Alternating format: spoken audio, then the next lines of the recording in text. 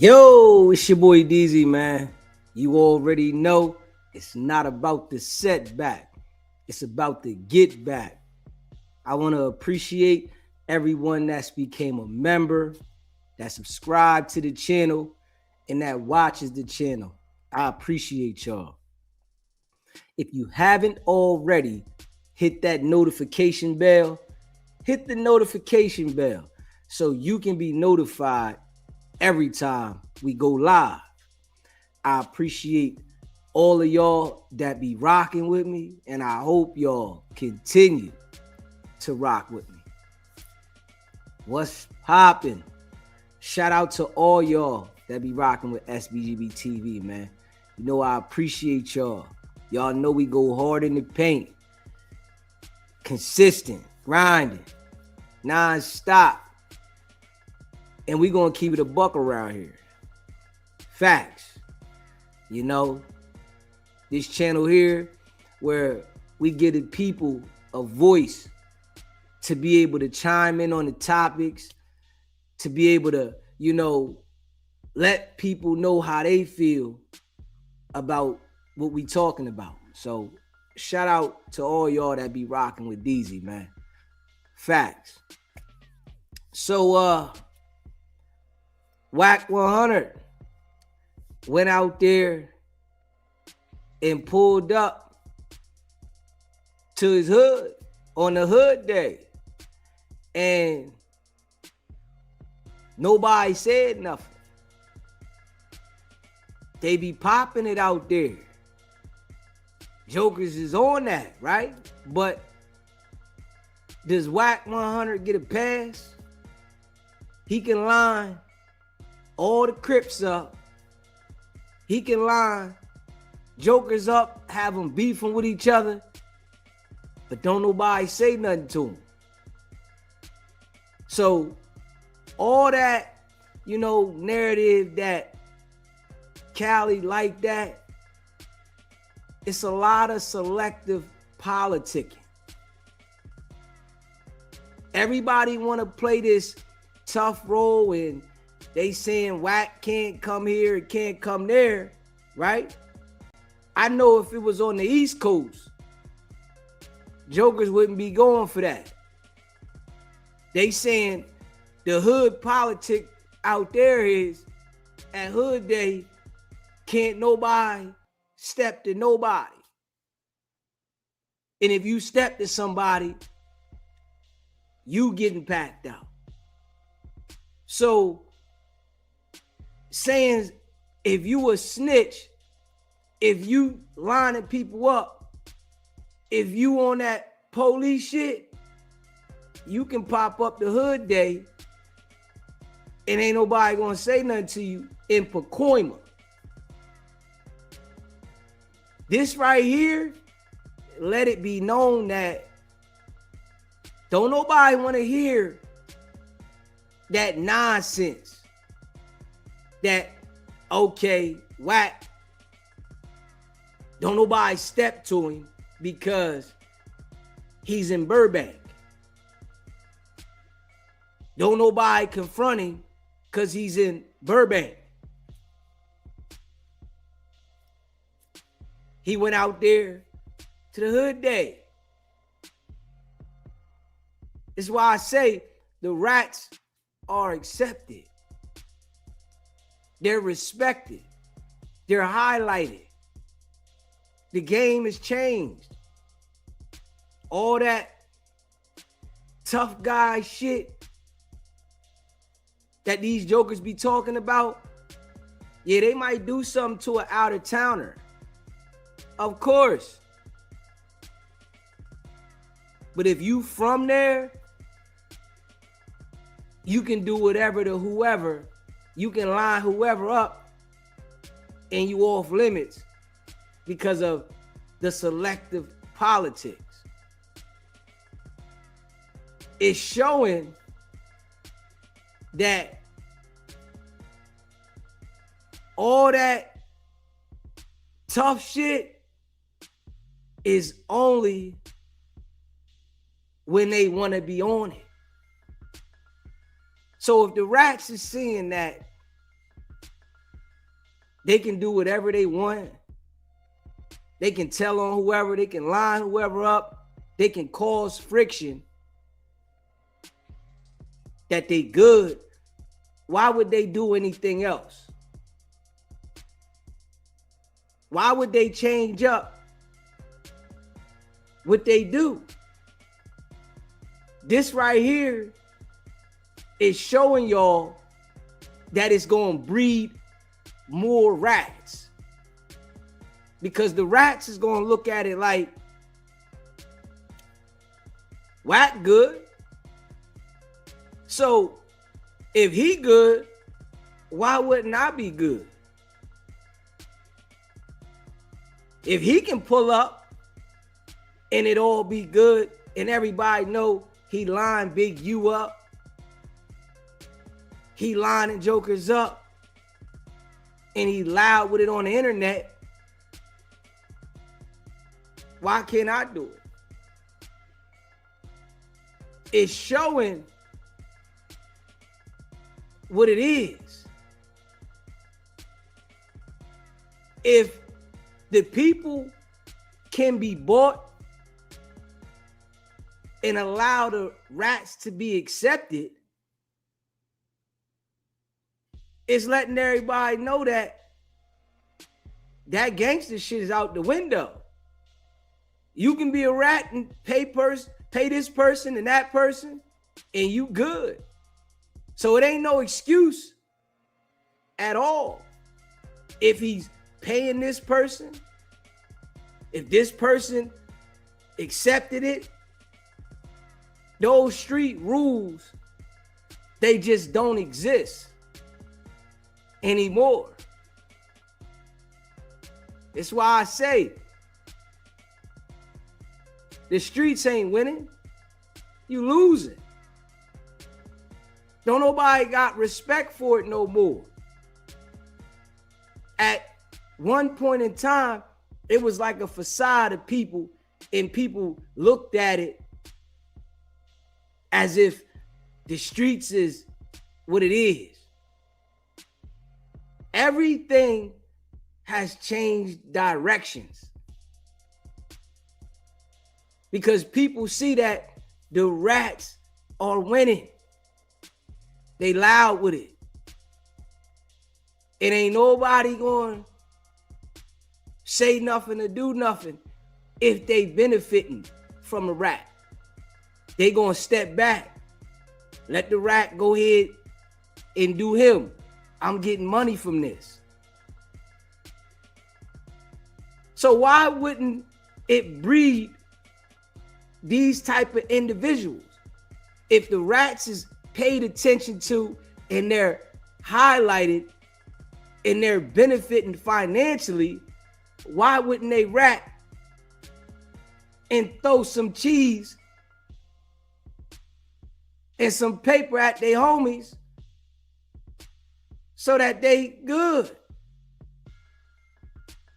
See, it's a lot of capping going on, man. It's a lot of capping.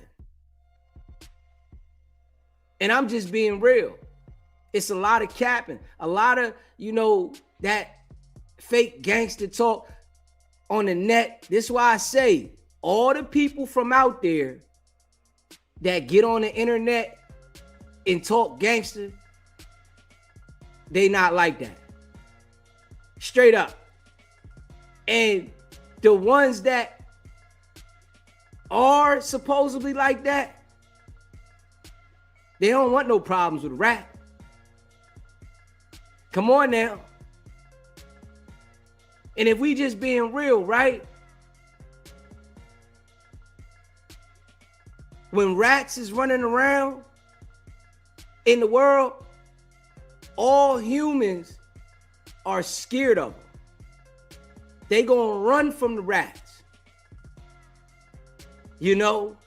All humans is, scared of them. Appreciate the super chat. The rumor is WACK came to the hood when everybody had already left and went home. So he took a quick picture with the dudes that paid to protect him. And what I'm going to say to that, right? Why ain't nobody call nobody? Why ain't nobody say, yo, whack out here? So I can't make no excuse. He was out there. I know well on this side, if somebody pop out and they got beef with the whole state,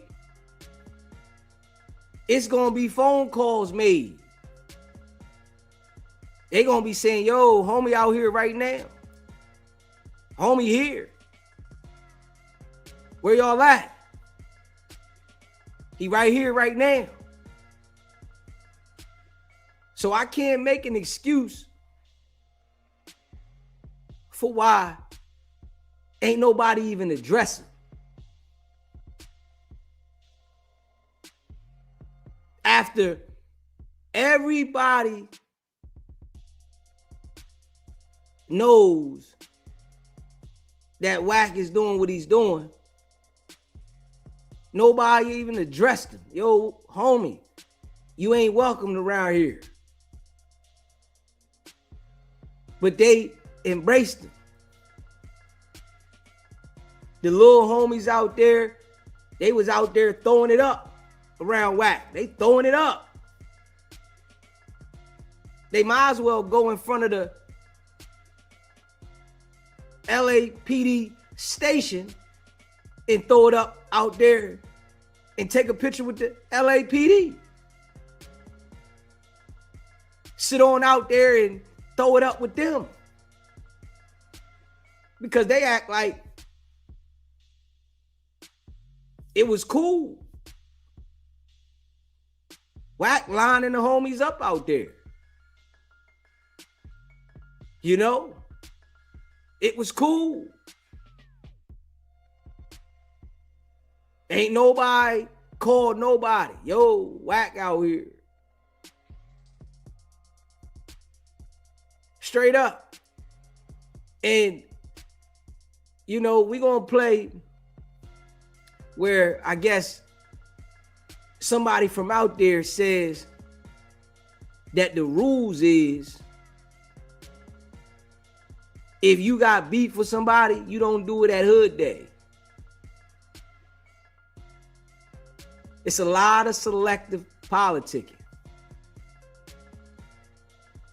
It's a lot of selective politicking.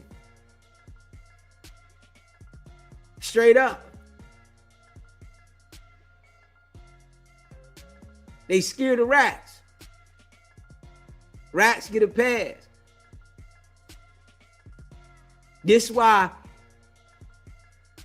they gonna be multiplying out there.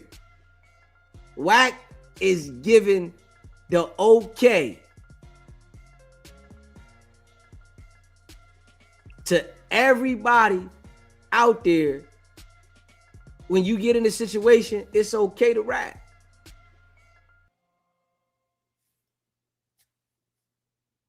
That's all he doing.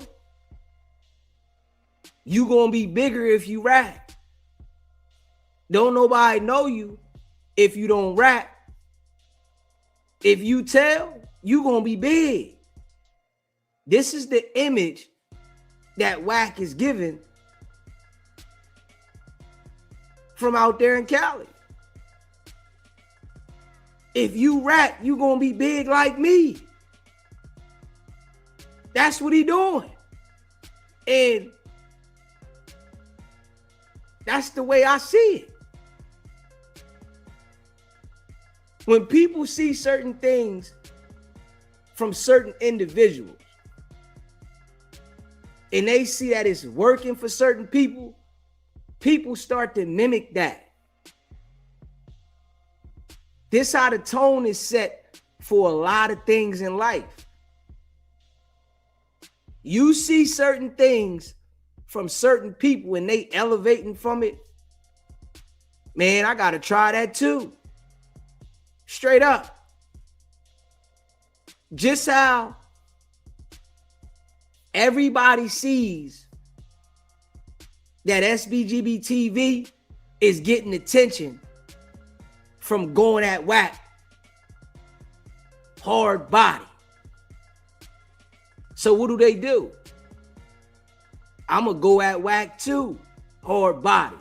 And I ain't going to take no breaks. This is how life operates. So for the people out there in that area, everybody can make an excuse. You know, it's always an excuse when people are supposed to stand on business.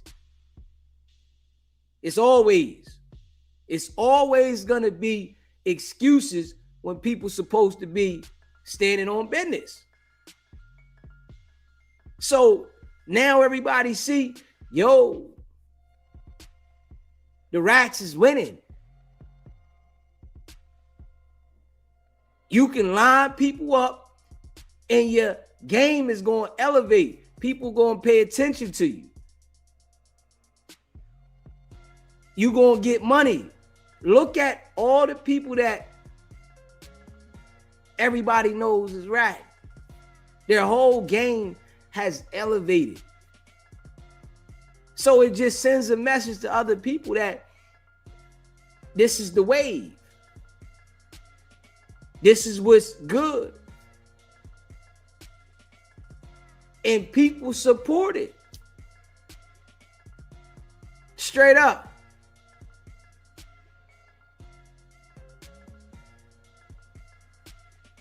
I can't make no excuse. I'm just being real.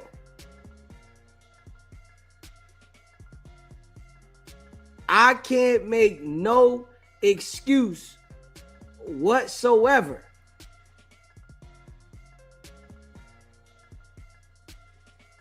I can't make no excuse whatsoever.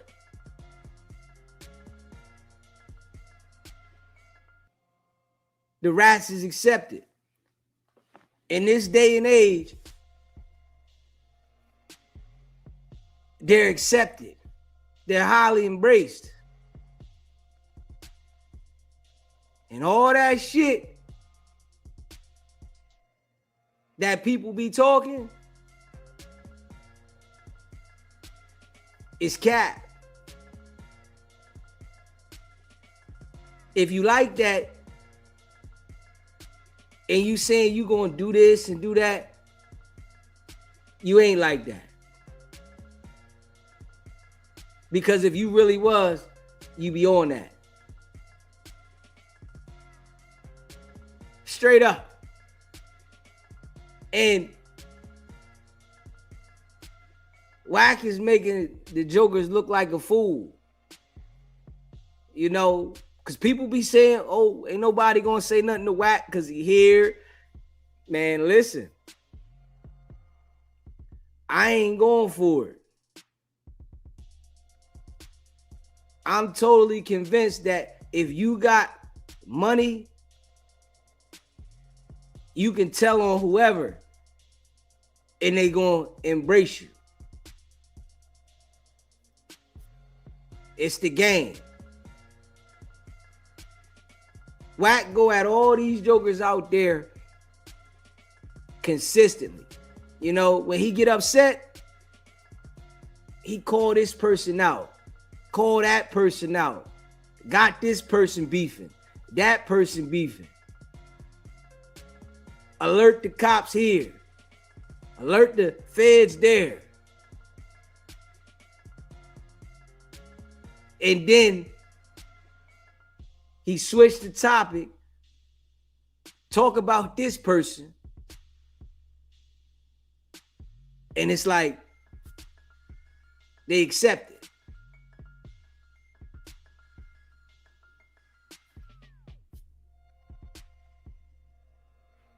This how dirty the game is. It's letting people know that it's watered down. If you go anywhere in the world and you see a rat running, you gonna run. You ain't gonna walk up on the rat. That's why they call them rats. If you see a rat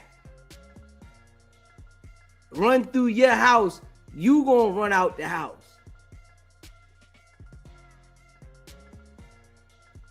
It's a lot of, people that, you see on the internet from out there that's popping it. They gotta stop. They really gotta stop. Because nobody believes you. Everybody that wants people to look at them for this gangster image, that shit don't hold no weight no more. Because we see what happens. When it get real, niggas is telling.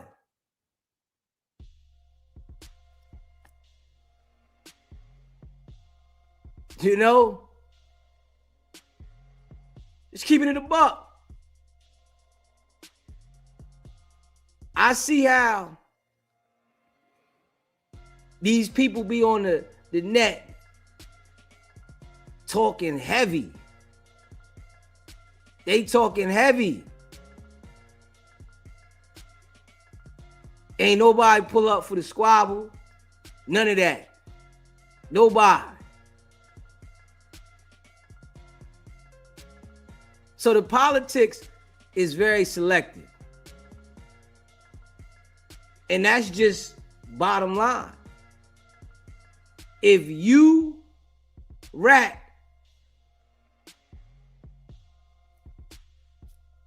you good. You good. If you rat, you good.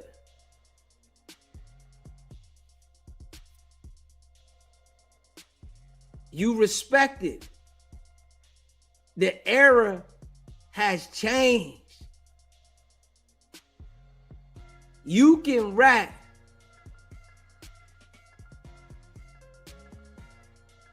and you good. So why wouldn't people say, man, if you keep it solid, you go to jail for life. You get no respect. Let's just call this how it is, right? If you keep it solid and you say, I ain't gonna rat, you go to jail for life. Everybody forget about you, right? You get penitentiary rep, right? But if you rat, you get highlighted, you get respected, and you get money. Let's just be real. Which direction are people gonna go in? Can we be real with this shit? What direction are people gonna go in? They're gonna go in the direction of rat, because being solid doesn't benefit you. You got some niggas in jail saying, yeah, he a solid nigga. But if you rat, you don't go to jail. You stay free, you get money, the world highlights you, you get respected, and you elevate through life. Just pay attention. Pay attention. We can't make no excuses for what it is. This is what it is.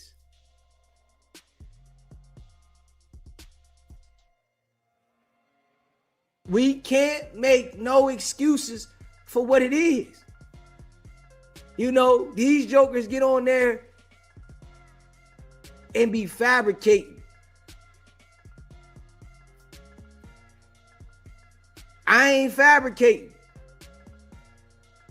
And what I notice about the internet, right, with a lot of people, they gravitate to the fabrication. When it's something real being said, they don't gravitate to that the same. All fabrication, lies, deception, hope. This is what the people in the world follow. Lies, deception, and hope. You tell them some real shit, they make an excuse for it. I ain't making no excuse for it. This is the error. This is what's going on. The mind frame done changed. And I'm going to tell you why. Because when people was checking the rats, right? They was getting indicted and locked up. So it's like, yeah, you get the rat, but you lose 4 or 5 people from getting the rat. So the mind state now is, if you let the rat get you, the rat got you.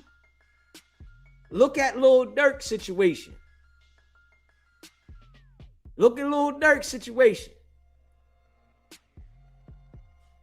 When you try to go at somebody for somebody else, you take yourself out the game. And this is what's happening. So what they saying now with the rats, hey, he ain't tell on me. What you want me to do? I ain't getting in that. And when somebody gets told on, right, by a rat, if they upset when they get told on, usually they in jail, right? So they get time to air out. And by the time they come home, if they do come home, they don't want to go address the rat because they think about how much time they spent in jail. They don't want to say nothing to the rat. They get out, man, they just want to expose the rat. But don't nobody want to address him. Don't nobody want to squabble. And I'm just keeping it a buck. SBGB TV, live call-in show. What's happening? What's going on, Daisy? What's going on? What's happening? Down there, man. My name Goody, man. I'm from South Central, man. Nigga Wack, first of all, nigga Wack do not be outside. Second of all, this nigga Wack, he went to his hood day, but I know for sure he paid them niggas because he not good. If I gotta get my other phone, I gotta get some niggas to call up there. But a nigga name ain't good in the city. You know, I'm from the east side. He been speaking up on a lot of shit. I really want the fade with him. I really want the fade. And the nigga don't be outside. That's why he don't go live on no jumper. None of that dumb ass. You know what I'm saying? So what about the homies up there, right? The homies that was at the hood day, don't nobody know none of the homies where they would have been like, yo, Wack up here right now? You gotta think about it. It was only he the show. You gotta think about it. He was away from the crowd. He by 2 niggas. He probably grew up with they. You know what I'm saying? Them niggas ain't. I don't know them niggas from jail. You know, I know Ant Hefe, and he don't for sure don't want to fight Ant Hefe. I grew up with Ant Hefe. Ant Hefe is a real dog. Ant Hefe would beat the hell out of him. Bad. Trust me. I'll pay any money on Ant Hefe for sure. This nigga Wack. It's time for him to get fucked up. He don't be outside. That nigga don't be outside. And this another thing that this nigga's a rat. Why his name in Big U paperwork? Talking about, oh, Big U is my family, this, that, and the third, and everybody look at, you know what I'm saying? If your name in any type of paperwork with somebody else and you not in jail with them, you're a rat. We know that he lined Big U up and loose cannon up Yeah, he lined up all them niggas. He lined up all the niggas. He tried to line up my, I'm from Main Street area. He tried to line up Stutter Box, this, that, and third, and this, that. Man, bro, you never been in. You on the Stutter Box don't even know you like that. You were just his neighbor. It's the fact that, WACK is still moving around, and, everybody out there, it's like it's an excuse why he can't be addressed. And it's like that right there, it don't sit right with me. Whereas it don't sit right with me either. Everybody say he ain't been addressed because of this, because of that. And if everybody see that the Rats is elevating and they getting attention, they getting money, why wouldn't people do the same thing? And they like, well, ain't nobody stepping to this nigga, so why not do the same thing? But this the thing. WACK. See, okay, when he go to No Jumper, you see he by himself. Well, this the thing how you know people don't see him. You see how all these celebrities niggas get a view of a picture when somebody riding down the street like, oh, there go what you call it, there go what you call it. Nobody never see WACK in the streets at all. Like nobody never see when WACK need No Jumper, he go somewhere. That's why nobody never see him. Oh, look at WACK100 and Denny. So look at WACK100 Rule. Anytime he get with these bitch ass Aiden Ross niggas and all these other weird ass niggas, going to the fight and shit. Okay, well, Aiden Ross ain't gonna let motherfuckers in the fight. Hey, homies up there waiting on that nigga. But niggas like, we gonna catch him. But the things he don't go live on Thursdays. Cause the Bloods don't blend. Them niggas that he was right there. I just heard from one of my boys from down here. Cause my boys stay out here where WACK stay out there. But I be going down there here and there doing my thing and shit. And he said that them niggas ain't nobody like that. They probably stored the nigga, made the nigga give some money. Why you think he had Why you think he had a whole footage? Why you think it's a long recording on? Oh, that's all my homies. Oh, let me get some handshakes, this, that, and the third. That's not valid because you over there with two niggas. So if he's able to pay these dudes to protect them, but this is what I'm saying. Why isn't the other members addressing the dudes that he's paying to protect them? Because this is the thing. You got to think about this. Pocoma, and when he talk about this LA shit, first of all, he's not from LA. His hood's like an hour away, almost 2 hours away from LA. Second of all, we don't know the Pocoma niggas like that because them niggas, it's because they go to the same jail we go to, but they don't be in jail like that. You know what I'm saying? That's why you think nobody never been up on a podcast? Like the Valley and LA is two different things. Like, you know what I'm trying to say? Yeah. It's like two different sections. Like there ain't no reason for us. Everybody from LA know everybody. We don't know Valley niggas. We consider that shit weird motherfuckers. You know what I'm saying? They supposed to been took care of them niggas up there, but like I said, he could talk about LA business because he got these weird ass niggas like Loose Cannon around him. You know what I'm saying? Give him information and whoever, so on. And all these niggas he with 600, all these niggas ain't real six. Them niggas ain't real 6-0s. Them niggas not real 6-0s. Them niggas not real at all. Can't none of that. Just Big U brought 600 around. That's why he get to pass what he got. But now niggas, he gets an interview with all them niggas talking about pull up, all what I'm saying, niggas doing all that police shit. Got this man doing life and all that, and it's like, nigga, we supposed to take care of this shit from the streets. You doing all this valley ass shit. Got this nigga, you know what I'm saying? And then this the thing, you know the nigga, the house about to get ready before the nigga, his house about to get ready before the police even hit the house. All type of bullshit. So, but WACK don't be outside at all, though. WACK is not. And that's what I'm saying, right? Like the way that WACK is carrying it on the internet, and how he antagonizes certain people, and then with the situation, even with the bull Sporty Face, he has the podcast, allows WACK to pull up, do the podcast, and then WACK start going at him. It's like a lot of these jokers, they accept WACK when they looking for an opportunity. But then when he turn on them, now they want to say he a rat. And that right there is what makes it look straight foo-fafi. Yeah, that's exactly what I know. I understand what you're saying, DZ. Like I said, I told Spody Face, and I told Ed Halfhead and all that. I don't want to do no talking, no nothing with WACK. I want to see him in the ring or a fist fight. That's it. That's all. I don't want to do no hand. When I like I said, I gotta get Adam number, and I gotta tell Adam, I gotta get up there. I don't want to do no handshakes with the dude, no nothing.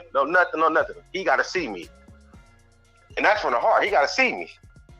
I'm like, because nobody, like I said, I feel the way you feel, Dizzy. I feel the same way you feel. This nigga doing all, he's speaking up on a gang of gangster niggas, like gangster, all them niggas he's smoking up, like all these LA niggas, these real gangster niggas that's still in the street. You talking about these niggas, none of these niggas ain't right, these niggas raising. You the rat. You know what I'm saying? He don't come to no Sunday fun days. He don't come to the Power Peace Walk. He didn't come to none of this shit. For Coma, where he went to his fake ass hood day, they don't give a fuck about us like we don't give a fuck about them niggas. That's why when they come out here, you know what I'm saying? They gonna accept the gay faggot shit. But LA, them rules, not the rules. You know what I'm trying to say? But like I said, Sporty Face, and I told all these niggas, I want to get out on it. I don't want to do no talking, no none of that. He talks too much. And, I want to. You know, so it's like when Sporty Face says, "Oh, you a rat and you a FBI agent," and then you got Hefe saying the same thing about him, right? I don't agree that they accepting until he turned on them, and now they want to say he a rat. He was a rat before y'all accepted it. Yeah, real talk. And I highlight Aunt Hefe, like, man, you know, like I told her, I talked to Aunt Hefe off camera. I'm like, Aunt Hefe, because, you know, I don't do the internet shit at all. I don't be fucking around with the internet, no, do nothing. I don't got none of that on there. But I did, when Rick Ray was out, he did make me come to No Jumper. But I was like, nah, I'm cool, you know? I'm not talking about no bullshit past, no, you know? Like, none of that shit. But at the end of the day, this nigga Wack need to get touched, man. We see though, bro. I ain't even gonna lie. What we see, bro, he's stomping around and he untouchable. The biggest rat out there, and he untouchable, and he loud with it. And you know, it's like, hey, I can rat on whoever, and anybody can't tell me where I can't go. But that's the thing. Only where he go. I really think why Aunt Hefe really ain't get, because okay, Sporty Face could have had action. The reason why Aunt Hefe couldn't have action like that yet, because like I said, you know, ain't no telling Adam and the police he gonna get these cameras up. You know what I'm trying to say? Yeah, he's gonna get the cameras up.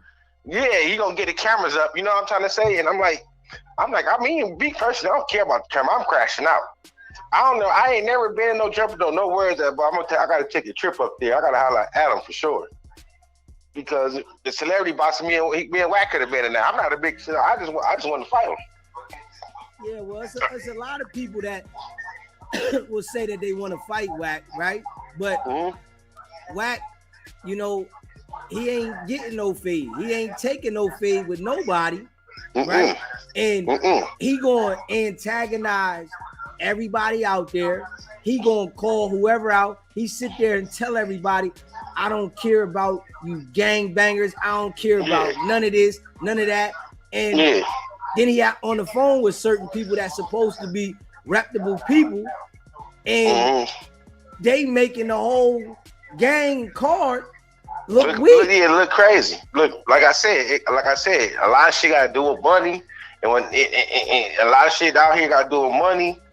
But some niggas that he be talking to is some of them niggas ain't even valid. You know what I'm trying to say? Anybody really fucking Wack ain't valid, because everybody gonna have an answer when it's time. When Wack come outside, when he choose to come outside, he come out. You know, then they got a low rider. He ain't never been a Sunday Funday in his low rider. For sure, tell that nigga to step out of Sunday Funday. So in LA. So now, when you say that ain't nobody rocking with Wack, right? I look at it a little different, because Hefe and Sporty Face was cool with it to get exposure, instead of checking it from the door like, you ain't even gotta go at the nigga, but I'm not dealing with him. They both sat down with Wack, and you know, the boy Sporty Face, he act like he wanted to address the fake paperwork that Wack put out on Wacko, when he's saying Wacko was telling when it was all cap. Now it's just that Wack is doing things directly to the people out there, and certain individuals is acting like they don't see it when they looking for an opportunity. Yeah, see these like I said, you got corny. I don't know. I can't speak on like I'm not gonna speak bad about and Hefe and Spody Face because they can get to the piece of peace, but I'm not pushing nothing when it come down to whack. I'm not at all. And like listen, and I say it like this, right? A joker ain't even gotta, go at him on no level, right? I'm saying it as a nigga can address him. These niggas don't even, when they around him, they don't even address they don't address the nigga. Y'all feel exactly what they don't even say, yo, man, what's up with you lining Big U up? What's up with you lining Loose Cannon up?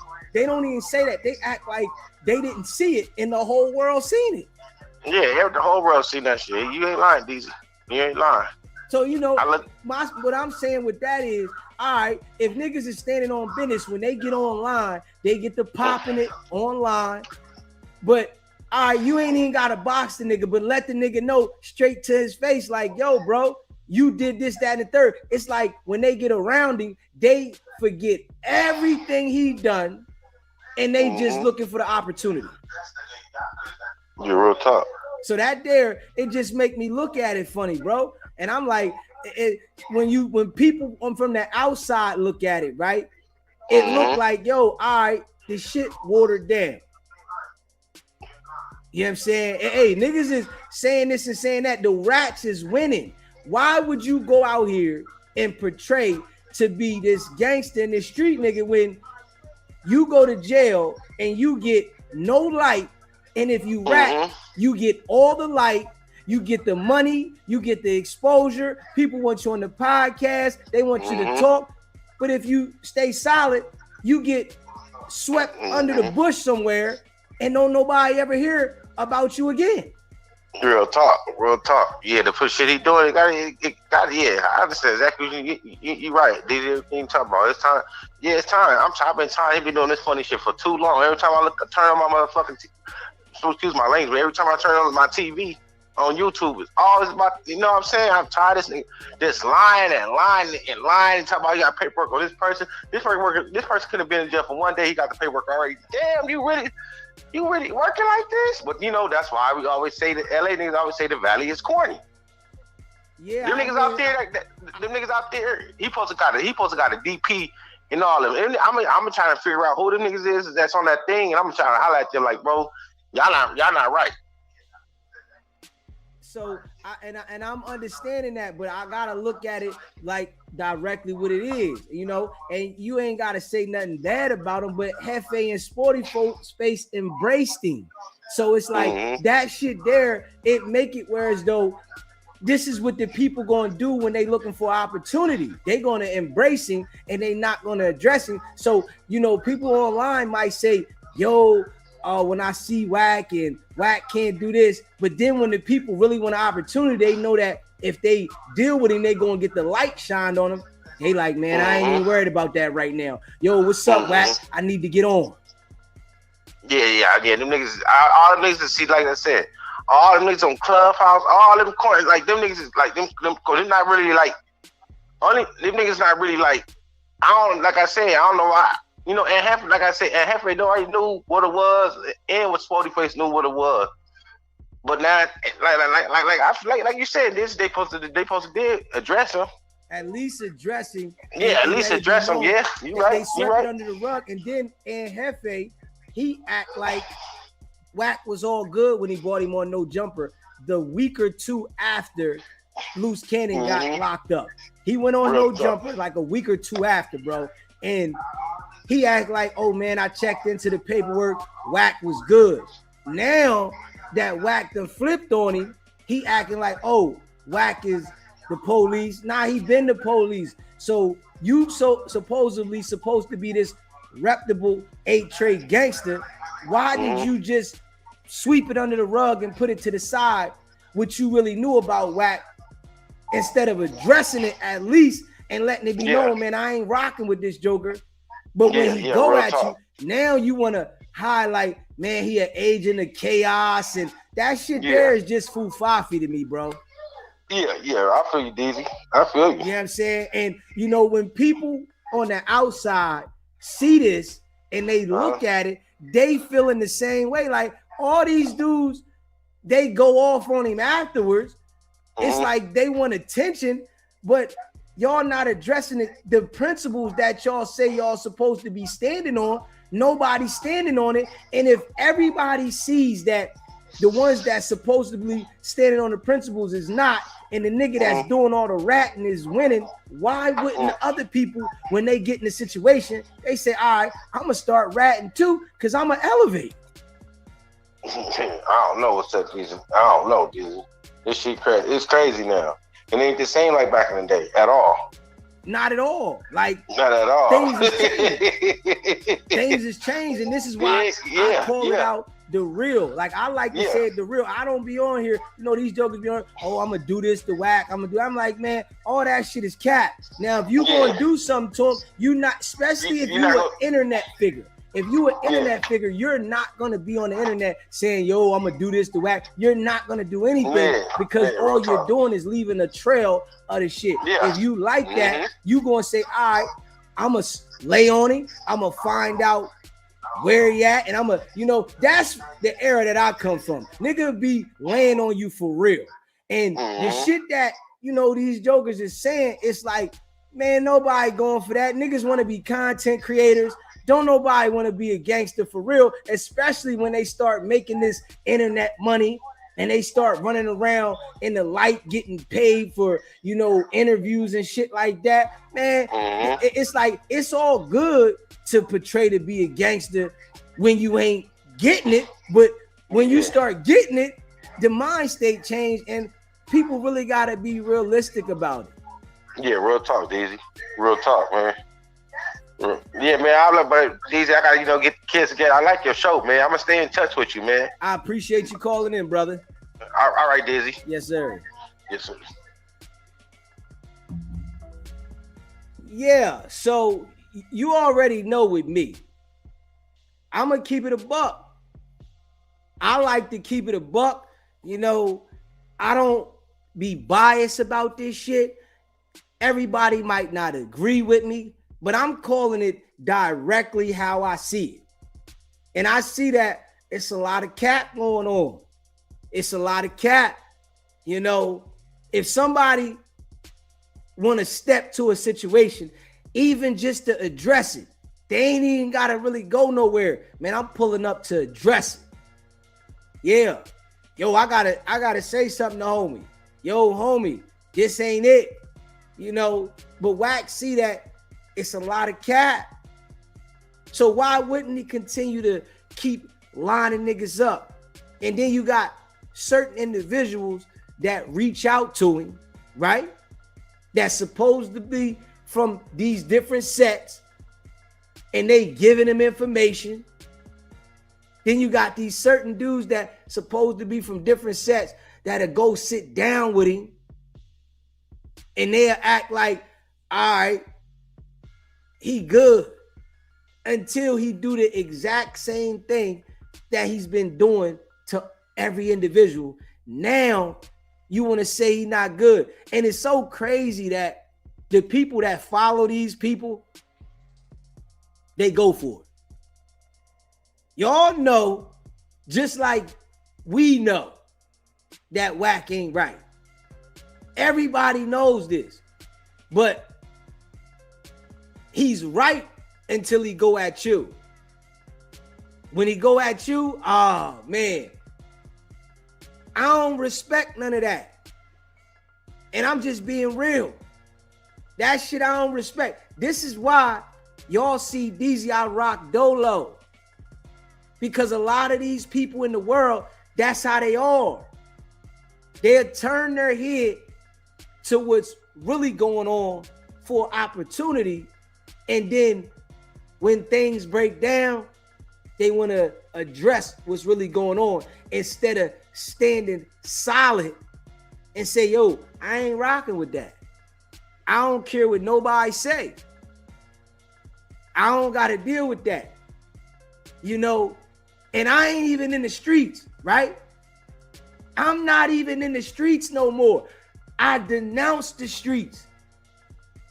But I'm not going to put myself in a situation to deal with somebody that I know has the capability of lining me up. I'm just keeping it a buck. I'm not going to put myself in the line of fire for a joker to be able to manipulate the minds of whoever to put me in the trick bag. But it's a lot of these jokers, they willing to do it for content. And I understand, right, that Hollywood is out there, right? And, you know, people look at Hollywood and they like, this is the life, right? They want to be celebrities and movie stars and they want to be on TV. The internet, YouTube is the new wave of TV. Straight up. And what they doing? They all right with accepting whatever to be on TV. But they stand on morals and principles and all that. That shit fufafi. I'm just keeping it a buck. That shit is fufafi. All that, you know, whereas though people was on this and they on that, they not on that no more. They not on it. People will act like, yo, I'm going to get down and I'm going to do this, and they not going to do nothing, man. You know, WACK, he responded about going out there and smash that like button and hit that subscribe button, man. Shout out to all y'all that be rocking with SBGB TV. We gonna react to that, man. You know, I appreciate all of y'all, man. Big facts. Boy, oh boy. Yeah, man. It's just, I ain't going for it. Just keeping it a buck.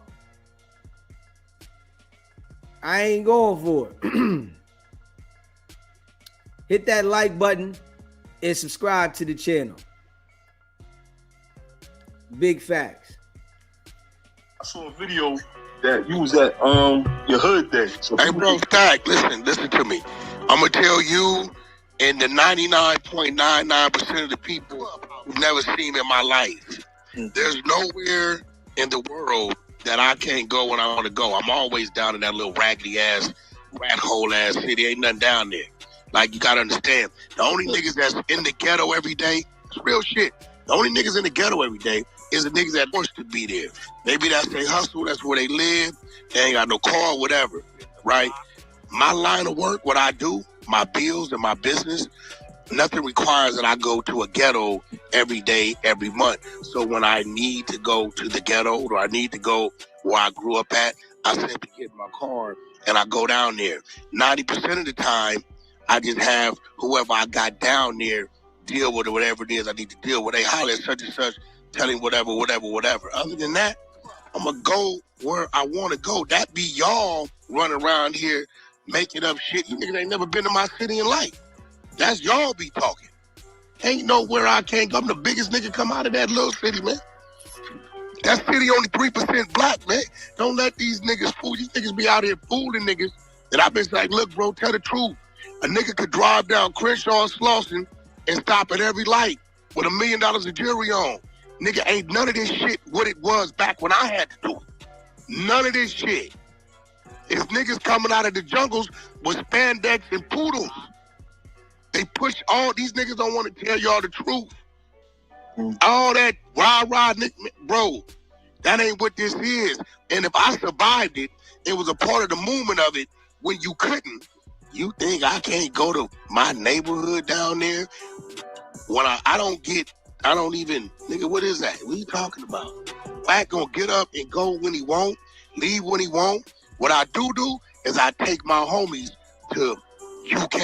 I take them to Miami. I take them to London and Thailand and Dubai. Now, that's what I do. I take the ghetto other places. But what the you mean I can't? Have you ever been to my neighborhood? No. So where you get that from? A dude on YouTube. Has a dude on YouTube been in my neighborhood? No. Well, how you know where I can and can't go? I never heard of that. So by you being that, you was making a statement saying that you could go wherever you want to go. No, I wasn't making a statement. That's just the little homies is like, WACK, can you promote us? Can you put us up? Listen, bro, I go a lot of places every day. I don't just put where I'm at. I don't put what food I'm eating. That's some amateur shit. My homies, listen to me. My right and left hand run my neighborhood. Hear me. I don't run my neighborhood because I don't apply myself like that. My niggas that's with me every day make all the decisions of that neighborhood. So I want you to do the math. If the niggas that's with WACK every day run the neighborhood, Chuck, let's say I was a bitch ass nigga built like Urkel. If the niggas is with me every day, run my neighborhood, run it. Whatever they say, go. I don't apply myself like that because I don't want a Mexican cousin named Rico. But that's their thing, right?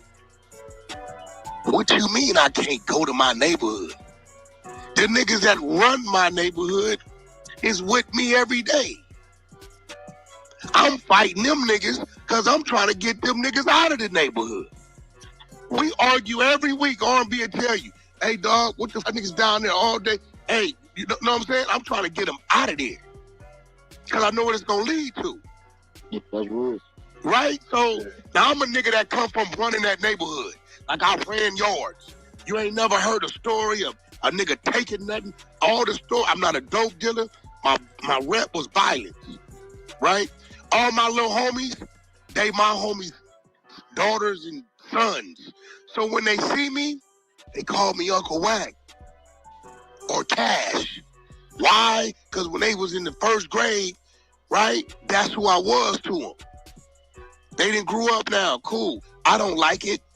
They know I don't like it. And they know when they see me, I like them to address me regularly because I don't like them gangbanging.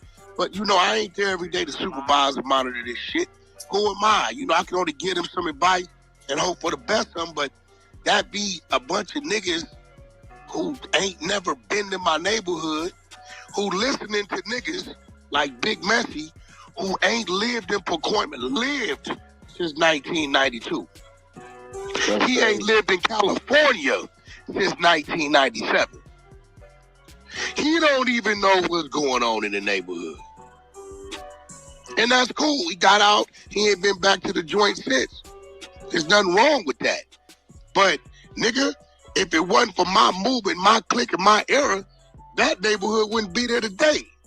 Because when you niggas start smoking Primos and smoking that pipe, you left teenagers there to go to war against grown-ass men. And I was the only nigga in position getting money like a grown man, resources of a grown man, put together a team that can fight the grown men. Everybody will tell you, it's a crew out there called Baby Gangsters. Them niggas that's what it was. Niggas was leaving bodies on the freeways. You can Google that shit. Body left on 210 freeway, Silmar, California, on fire. They knew our work. We wasn't dope dealers. We wasn't none of that shit. Niggas knew what we did. Hold up, WACK. 1 minute, you saying you was out there moving some work. Now, you saying y'all ain't moving no work. Y'all just dropping bodies. Then you saying your crew run your neighborhood, but you don't rock with them on that level because you don't want to be a part of the RICO. Like, WACK, you all over the place. But they run with you every day. You just saying anything though. See, that's the thing about WACK. All he does is lie though. Straight up. That's all he do is lie. And line these people up. specifically targeting the Crips. So if we look at it, right, WACK is a fake Paru of the Bloods, right? Red team, right? And all he do is line up the Crips. So if you just targeting the Crips, you ain't lining your homies up, right? The Bloods. Maybe they all right with that. Maybe they cool with you going at the Crips because you getting the ops out the way. You ain't coming at them. You going directly at the ops. And they like, shit, you doing us a favor. You good with us. WACK playing, dirty, lining niggas up, lying, and the manipulation that he be running, people still gravitate to him. All my crew is home. We got 3 dead. 2 of them doing life without. The other 7 is here. And the majority of these niggas is my homeboys, nephews, and sons. So when niggas say WACK went to the hood day, the only thing WACK, why did you go to the hood day? Not can you go to the hood day? Because I really shouldn't be down there. No, on the real, it was what I told the nigga yesterday. Yeah, I really shouldn't be down there, but trying to tell me that shit. He's like, yo, why WACK ain't at the hood day? I say, bro, WACK damn near 50 years old. Why would you be at the hood day? it's a lot of my homies on go. First of all, that is okay. That's where I'm from. That's where I grew up. That, as it is today, ain't the hood I grew up in. You get what I'm saying? The project is peaceful. When it was 2,000 niggas, you might find 100. That's not, ain't nothing about what that is, nigga. It's like, I'm like, I'd have lost my life. I'd have like, nigga, the hood would never be what it is today, but it is. It's a ghost town. Like a lot of these spots out here, they just don't like to tell niggas that because they think it takes away from the stigma of, you get what I'm saying? Yeah. They don't want to tell a nigga, bro, it ain't what it is. Once upon a time, you couldn't go through nobody's neighborhood. If nigga didn't know that car, they gonna box you in. It's gonna be a problem. I took R&B and drove her from Imperial all the way down Fig to Olympic, light to light. Made a right on Manchester. She wanted to see what P&B Rock got killed. Listen, back in the day, you couldn't have did that. I could have. I'd have just let niggas know I was coming through a car I was in. It's not that no more, bro. Sorry. I know niggas want the LA stigma and the California gangbangers here. Yeah, niggas will kill you anywhere. But what that used to be? No. All these parks, you can go to these parks. It might be 4 or 5 niggas in there. Hey, WACK talking filthy about the neighborhood, saying the little ran down neighborhood, right? And the youngins out there look up to him. I'm sure the OGs out there look at WACK like he foo-fafu. But the young boys, the mind state of the youngins is different now. They looking for opportunity. Everybody want to be lit. Everybody want to be on. They want to be lit. And a lot of these jokers is willing to do what they not supposed to do against their so-called principles to be lit. So, the era is like, it's changed. It's different. Not the same at all. But WACK is showing people, it's different. The young ones want all the clout. and to be known. They will do anything to get on. This is what we seeing, though. This is what we seeing. Smash that like button and hit that subscribe button. Straight up. You know I appreciate all y'all, man. Hit that like button, hit that subscribe button. We seeing a different era, man. It's a different era. Straight up. We seeing a different era. You know, niggas is popping it. But like I said, a lot of these jokers, they really don't want to be in the streets with no money. They rather have some money. For real, for real. You know, they act like this what they on, but they really, you know what I'm saying? They really don't want that, man. And I'm just being real. This shit is like being exposed on another level.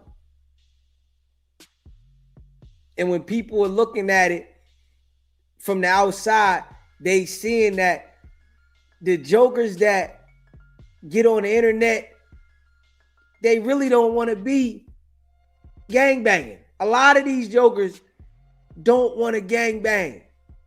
They gangbang because they homies is gangbanging. They want to be accepted. It's like that. A lot of people want to be accepted, so they willing to do what they homies is doing so that they can be accepted. They really want to get some money. They really want to be YouTubers. They really want to be content creators. But the homies is gangbanging. They ain't got nothing to look forward to. So they do the same exact thing. Man, they banging, I'm banging. I'm on it. I ain't got nothing to look forward to. My money funny. And this is what's going on out here. But if they get an opportunity to be on a stage, to get noticed, a platform to build themselves, that's what they really want. And WACK know that. Yeah, you got some people that's willing to crash out that ain't really got nothing going on. So, hey, they gonna crash out. But it's some people out there, right, that's gang banging, but they would love to have their own podcast, YouTube channel, and get the light from somebody to boost them up because they really don't want to gangbang. They don't want to be in the streets. Yeah, the streets look cool, right? But every day you getting up broke, trying to figure it out, and you got somebody over here that can give you a boost, and then you seeing these different individuals. You got to understand this too, right? It's jokers out there that's out there in the streets banging that see Munchie B up there doing his thing. They see Hefe doing his thing. They see Flacco doing his thing. They see now Sporty Face that went up there. They see individuals getting light from going up here,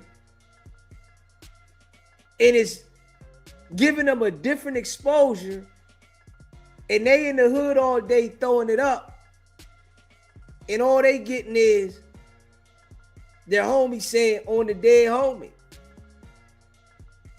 On this set, on that set. And they talking about how we gonna do a lick. Man, we gotta do something. So they watching these niggas up here. It's like, if we being real, those individuals I just named are people that the people that are gangbanging but really don't want to gangbang are looking up to. And it's just being real. It's jokers out there that are gangbanging, want to gangbang. They don't want no part of it, but they gotta be down with it because this is where they at.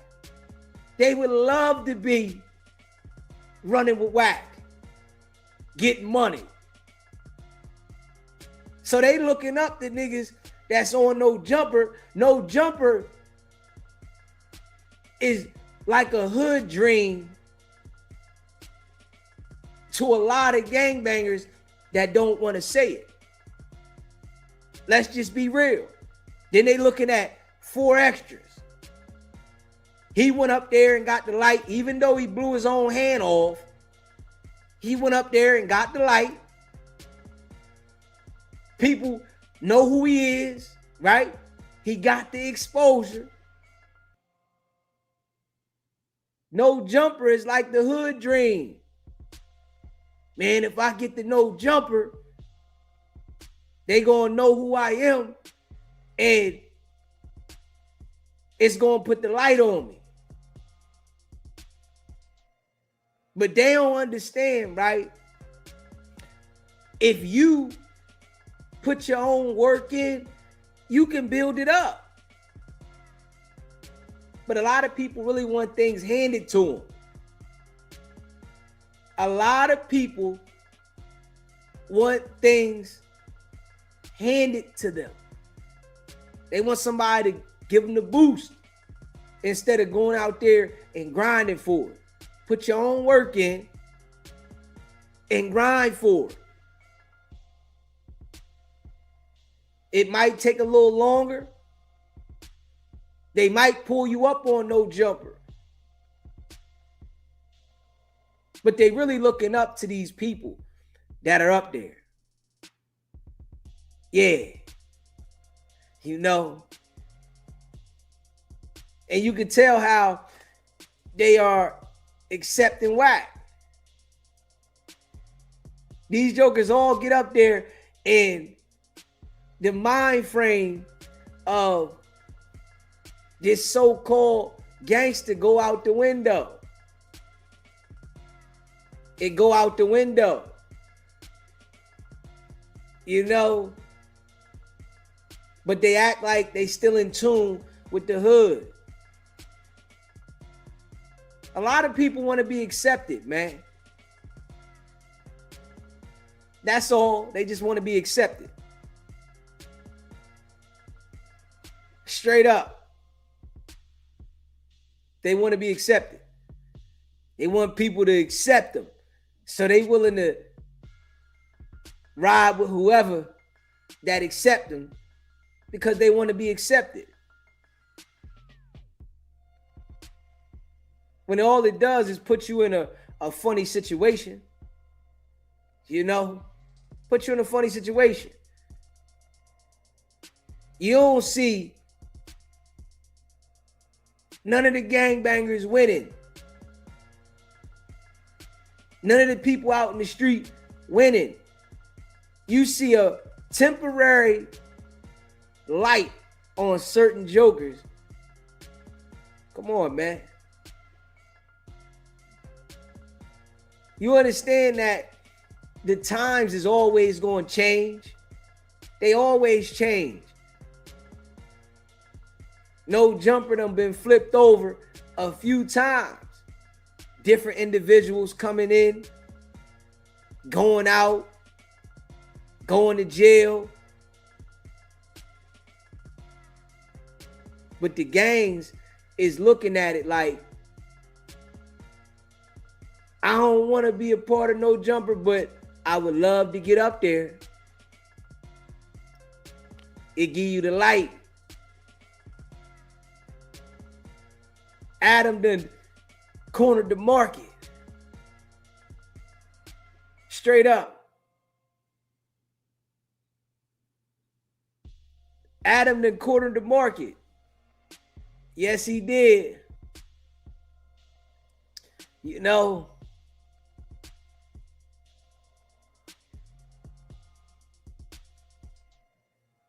Adam done cornered the market, man. Smash the like button if you haven't already done so. Hit that subscribe button, man. You know, I appreciate all of y'all. Big facts. Adam done cornered the market. Got these bulls wanting to be on his platform, man. And let's say some real shit right here, right? Let's say some real shit. Why can't these so-called street dudes, gangbangers, build their own platform like No Jumper? Why do they gotta go to No Jumper, right? To build the platform, to build themselves up. Why isn't it that they can't do it amongst themselves? I'm gonna tell you why.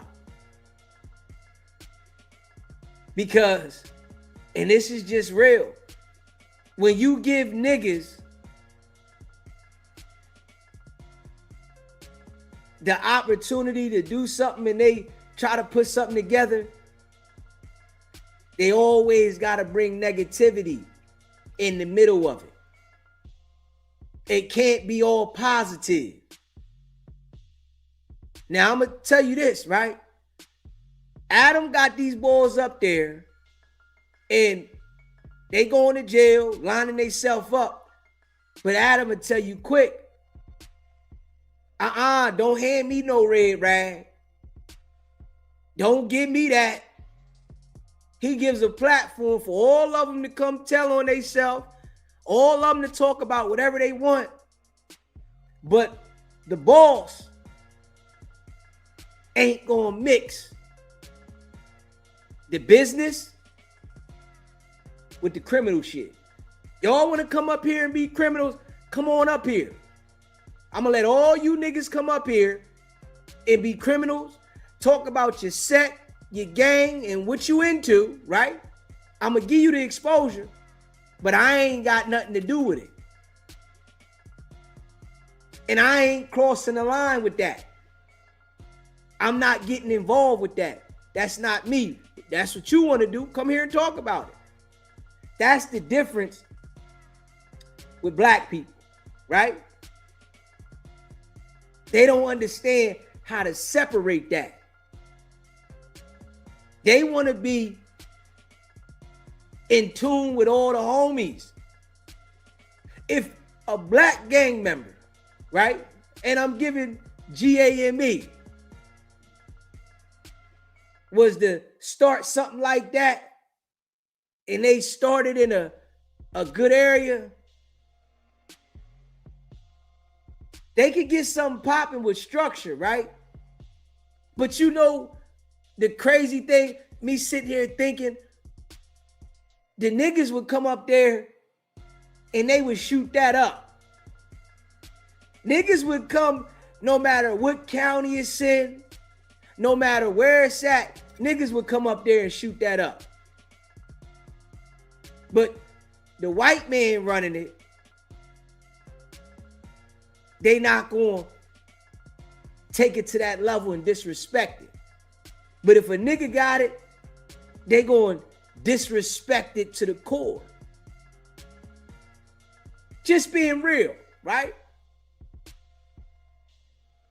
But if a nigga tried to start it, Other niggas is gonna hate on him. They gonna be upset that this one nigga got the platform and he got it rocking. But they'll go to the white man and sit on his platform, and it's okay for him to eat off of all the niggas, and ain't nobody gonna say nothing, and y'all better not do nothing to him because he off limits. But if it was a black man that, you know, was like Adam, that say, I ain't with the gang banging and I ain't doing this, and niggas would have got him out of here. They would have checked him. They would have followed him home. They would have ran in his house. They would have did something to him for the simple fact that it was a black man that was doing it. And this is how niggas do niggas. But if it's a white man that's doing it, he's off limits. Instead of the niggas understanding that, all right, this one brother is running the show, let's accept it and understand that he's putting us on. They grow so much jealousy of the one black man that's putting everybody on. But Adam, he can put everybody on and everybody respect it. The ones that go to jail, they say it ain't Adam's fault that I got locked up. It ain't the reason I'm the one that did it, and this person and that person, everybody else. But they got major respect for Adam, but they would never have that kind of respect for a black man. This is real rap. No cap. And you can see it. I'm going to tell you straight like this, and I'm keeping it a buck. The way WACK100 sits up there with Adam, and he'll go back and forth with Adam and, you know, get mad at Adam, he'll never cross that line with Adam. He'll never try to convince somebody to do something to Adam. But if Wack was sitting down with a black individual, a black man that was running the podcast that had all the gang members up there, right? I'm going to tell you how it would be in reverse.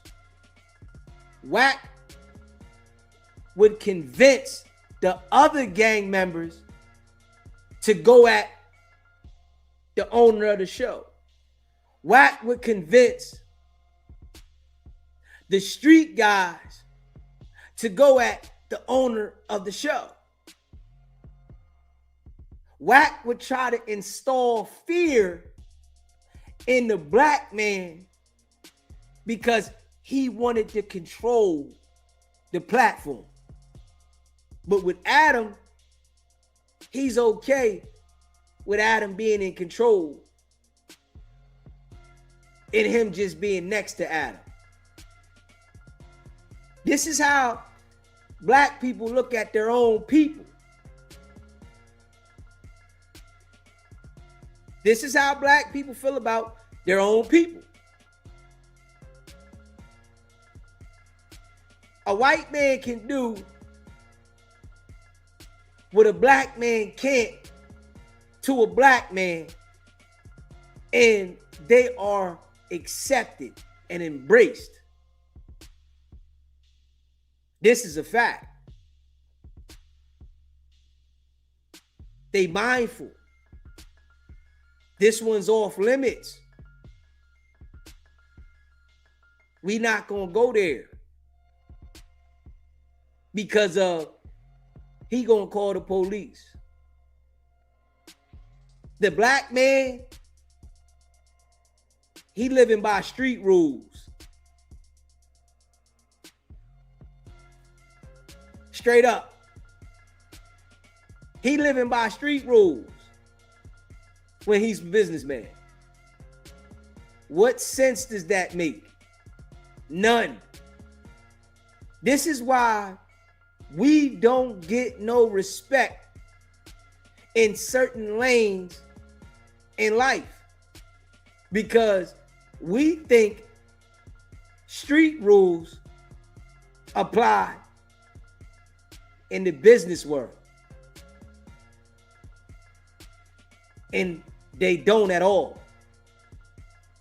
Street rules do not apply when it comes to business. Business in the streets is completely separated. But black people like to merge them together. You hear me? Black people like to merge them together and wonder why we don't get nowhere. It's the mind state. The mind state. The mind state is bad, man.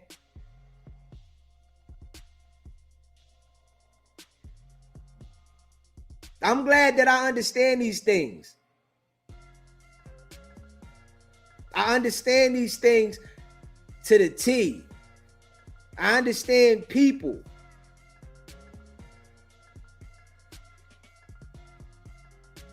We have, been manipulated amongst our own people to believe everything that adds to our failure. We believe that, knowing damn well if it gets sticky, niggas is going to tell. But we tell ourselves mentally the wrong thing. You hear me? We tell ourselves mentally the wrong thing. Don't nobody want to say the real shit. If you a civilian, you supposed to live as a civilian. You not supposed to live as no street nigga as a civilian. Makes no sense. But like I said, people want to be accepted. They want other people to accept them because street credibility is so highlighted, but it don't hold no value. Only in the street.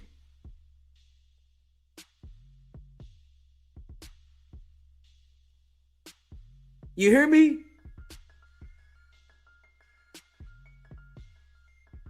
Street credibility don't hold no value. But in the street,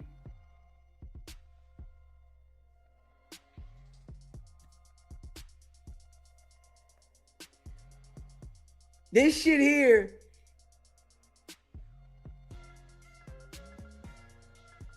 is backwards. It's backwards, man.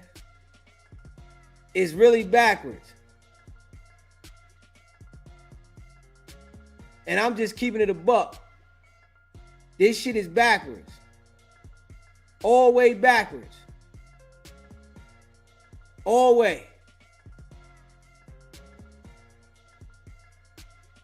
Smash that like button and hit that subscribe button.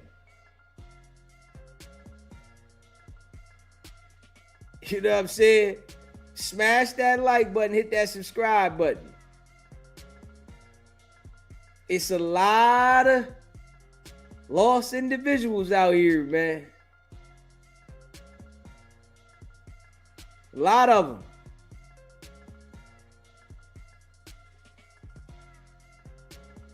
It's a lot of lost individuals out here. Hit that subscribe button. Smash that like button. Okay, let me see here.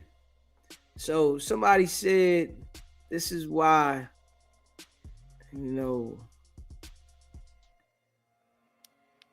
whack. Let me see here.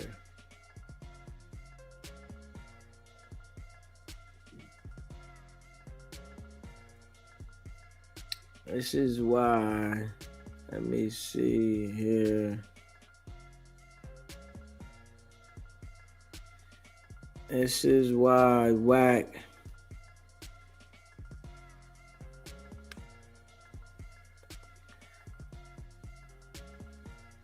Didn't nobody address him at the hood day. Let me see. We're gonna play this right here. Hit the subscribe button and smash that like button, man. And I appreciate all of y'all that be rocking with me, man. And y'all know I just keep it a buck, man. I keep it a buck. That's just my style, man. Yeah, that's just my style, man. So let me play this. We're gonna play this joint right here, y'all.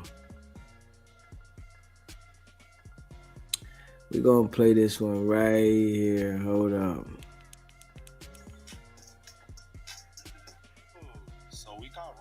From Pacoima, Peru, and he was there at the hood day. He was also the oldest member there. It was a big venue. Despite the picture that you guys see online, it was a lot of people there. Rambo kept it real. He said half the hood don't like whack, but Pacoima, Peru got a rule. This rule was created over 40 years ago. Nobody can do nothing to nobody on hood day. Anybody that starts drama that day gets packed out. So no matter if they like him or not, they can't do nothing to him on hood day. Happy belated hood day, brother. Oh, just chilling. Happy belated hood day. I didn't know y'all hood day was 2-1. You was up in there? Yeah, I was up there. Oh, okay. Niggas had a little hall or something. Young homie, big homie. Yeah, a little bit of everybody up in that motherfucker. Pulled up, everything good in the hood, right? Yeah. Ain't no funny business. No funny business?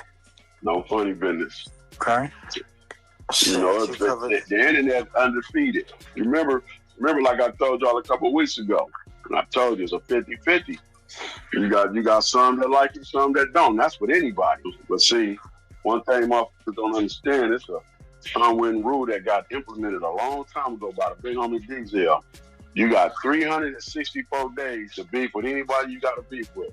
But on that 5th day, which would technically be the hood day, you got to leave that shit at the house, no matter who they is. But that's our rule. That ain't everybody's rule. They said Wack didn't pay for the venue, and he didn't give people money to be there. I guess the PBB got a different type of rules, because every other hood days are basically the same. People get put on, and people get DP'd, and those that don't like each other gotta run that fade. But I guess it's different with the PBBs. Hey, I was the oldest motherfucker there. Did he throw it? That's what I want to know. Did he throw it? Nah, little homies put it together. Think about it, homie. Yeah. That was the hood day. It wasn't a day for no bullshit. Nobody, if you don't like a motherfucker, leave it at home. That wasn't a day for it. We've been doing it like that for years. Because our mad motherfucker is, if you can't control yourself, then don't come. But cause some of just can't control themselves, so they don't come. But when we all together on some shit like that, dog, it's been like that for over 20-some years. Leave it at home. Because regardless of who wrong or who right, the whole hood liable to smash on whoever started. A motherfucker gotta respect hood day because of what it's for, homie. It's the commemoration of the hood. Celebrate dead homies and all that. So it shouldn't be nothing that go down in the hood. Baby Runner said, y'all gotta change the narrative. Y'all said Wack was no good. Y'all said he couldn't pull up to his own hood. It doesn't matter what anybody says. It doesn't matter if he paid his hood to be there. At the end of the day, he showed up. He was there. Nobody is bigger than a program. If they say he's good, then he's a part of the B team. And it's nothing I or you can do anything about it. Because if you all bad, listen, bro, if you all bad, you all bad, bro. It's not that we all bad. Nah, that's how let's not backtrack. And I ain't trying to sit up here and But let's keep it real though. On 40 Crit, if you are nigga, the perspective, the narrative online is that WACK is all bad. Yeah, in his hood. In his hood. Oh, so like right?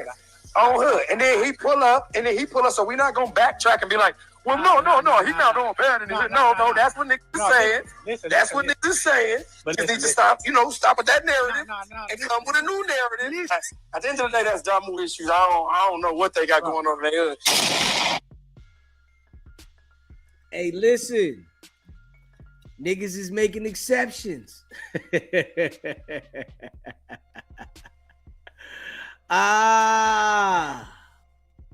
They making exceptions. You know, this why it look like it look.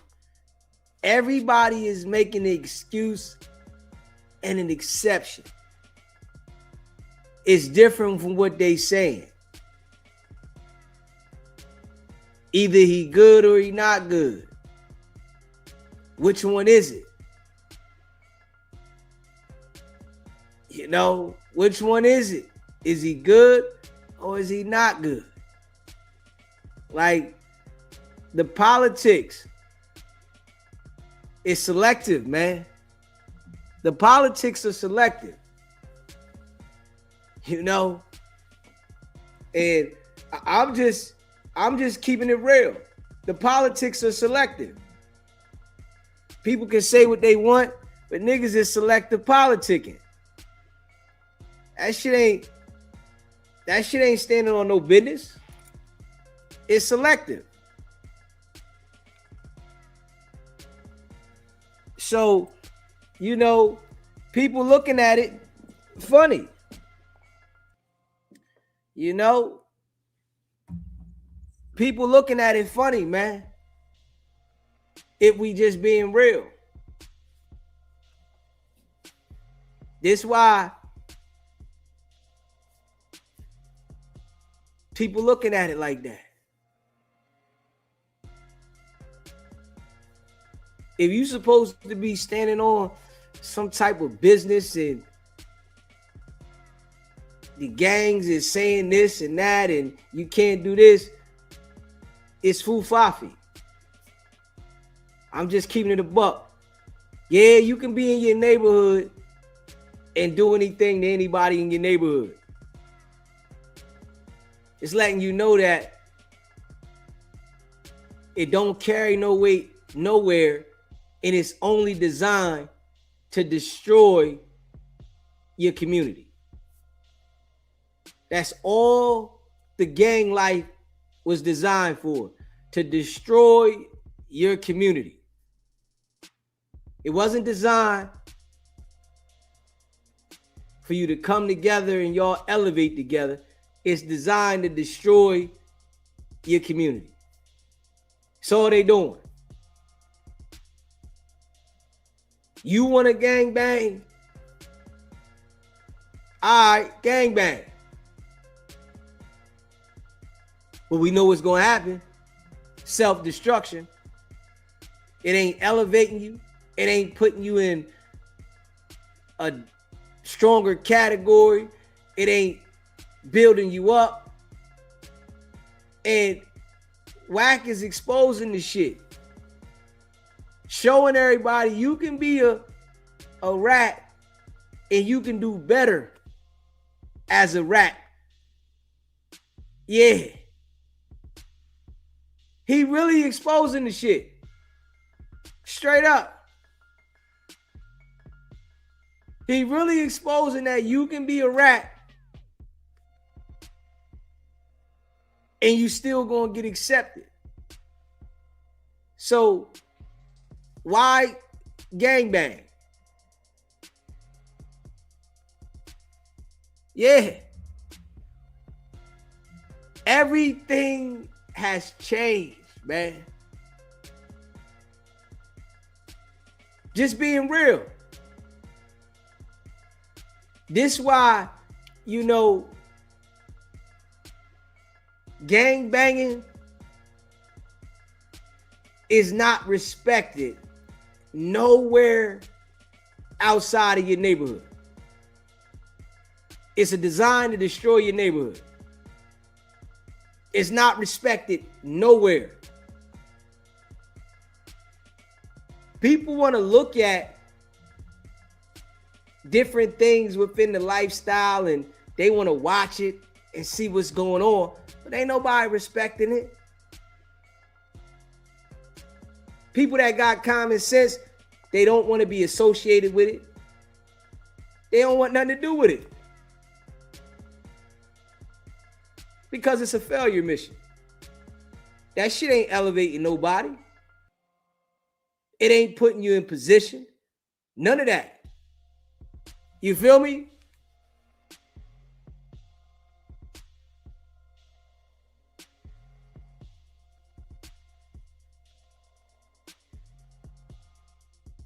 People deal with whack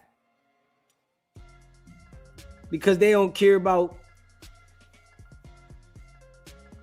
telling. They want to be on. They don't care about who telling. Everybody want to, act like niggas is standing on business. Nah, ain't standing no damn business. It's foo-fafi. And a lot of people, they telling.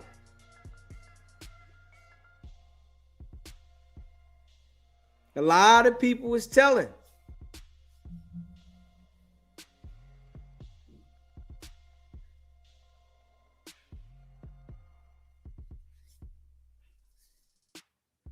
We just gonna call it out for what it is. And I see what it is. The rats are being highlighted, accepted.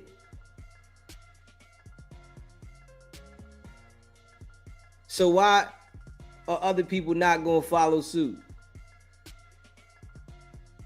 Why not? And if you really pay attention to it, right? See, this is something that the world might not have paid attention to. But pay attention to this, right? The government, right? The government. We all know all this shit is pushed by the government. All this shit, right? Is highlighted by the government. If it's being highlighted by the government that the rats are winning, that they are now a success story, it helps the government get information. It helps the government bring people on board that's willing to tell. It helps the government solve more crimes. It helps the government along the way with their agenda. Because it's being highlighted that you become a success story from being a rat.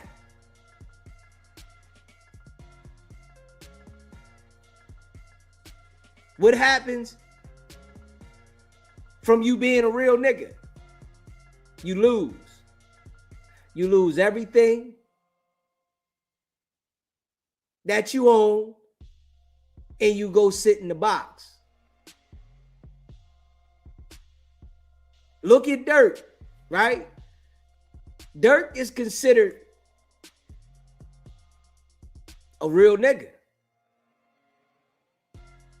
Sitting down, fighting his case, multi-millionaire that's about to lose everything that he owns.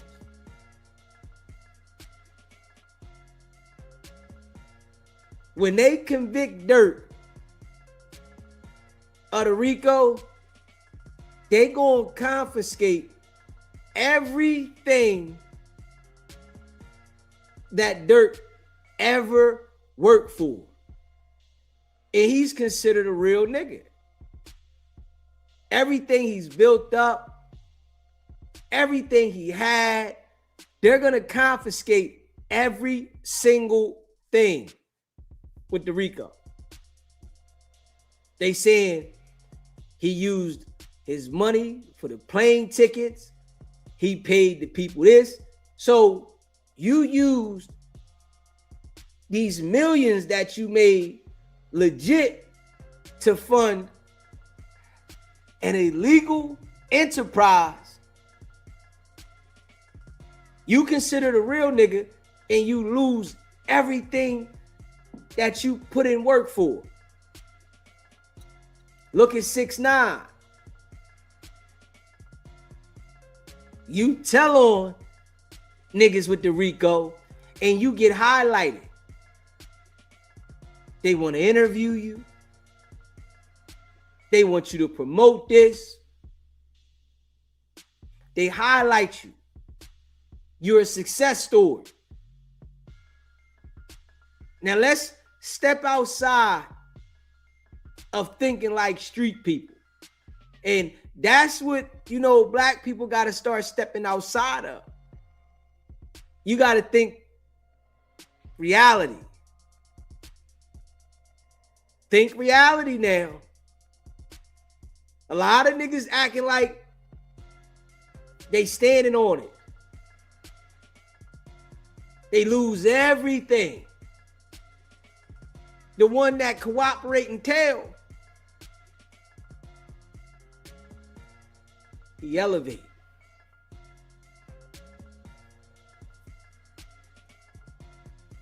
We got to be real with that shit. The one that tells on everything that's going on, he the one that is the success story. If you think that the government didn't design it like this, you better wake up. The government designed it like this. And the world didn't even see it coming.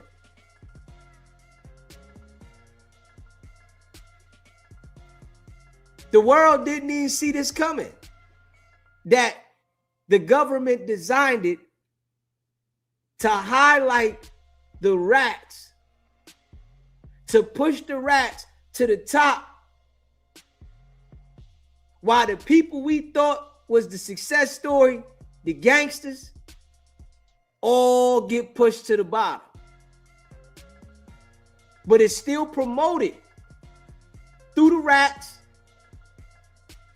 to be a gangster. The rats is still acting like they gangster. The ones that are mentally lost, they go out there and they want to portray and be a gangster, and all they do is fail. While the rats continue to promote it, knowing that they done told, they gonna continue to tell, but you got new people that come on in and they out there acting like they gonna stand on business and be a gangster. If you really like that, you gonna fail. This how you know WACK is rack. This how you know WACK is a 137 and 4. He's portraying the image of a gangster, but he's really working with the authorities the same exact way as these other individuals that's running around the internet that's telling. This shit was all designed. You hear me? This shit was all designed. A lot of people are going to never wake up because they want to believe in the story to be this way, but it's fabricated. It's a lot of people that woke up and understand, hold up, this shit don't seem right. Now, it don't seem right. You mean to tell me that niggas ain't really that mad at the rats?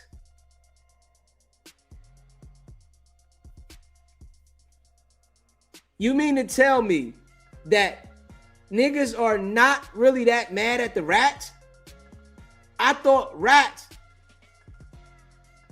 don't get no love. But then when you look at it, the rats is getting all the love. So if the rats is getting all the love and the real niggas is failing, why would it make sense to be a real nigga? Why would it make sense to be this gangster? Why would it make sense to say, all right, I'm not going to tell? It don't make sense. If you really think logical, it doesn't make any sense at all. Go to jail, lose everything, put yourself in a situation for people to say you a real one and then forget about you. Then forget about you. Once in the blue, you might pop up in a story. But the rats is getting highlighted daily. They getting promoted daily. Why would you choose this lane when this lane is winning? This is why it does not pay to be a criminal. They made enough outlets in the world for you to elevate in life and not be a criminal. It's enough outlets. But the ones that still want to, be a part of that life, this was going to happen. You think that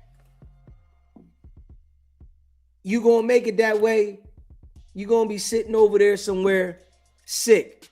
I'm going to tell you right now, Little Dirt is so sick right now. And I'm saying, me knowing from experience in life, Little Dirt is so sick right now to the core that his gut is crushing him. It's crushing his soul because he got to wake up every day in a cell when he conquered the structure of life because he wanted to be a real nigga. He allowed the world to influence him that he needed to get back for what King Von put himself in. He allowed the world to do that. The world don't care about Dirk now. He out of sight, out of mind. The world loves you when you can feed them something. When you can't feed the world don't love you. This is what, them jokers that claim to be real, they don't understand. They haven't mentally matured and elevated. Dirk didn't mentally mature and elevate, because if he did, he would have understood that the world's not going to love you for playing Get Back for Vaughn. Your homie took a fall. He put himself in that situation. He got to accept that. That was his fate. Ain't no way in my life And I'm glad that I've elevated, been through what I've been through, and I've made mistakes in my life. But now I'm at the point where I can teach and let the people know on a real note what it is. Ain't no way that you supposed to be in position and risk your position to get back for something your homie put himself into. The mind frame. Lil Durk conquered. He conquered the structure of life. But he was mentally lost.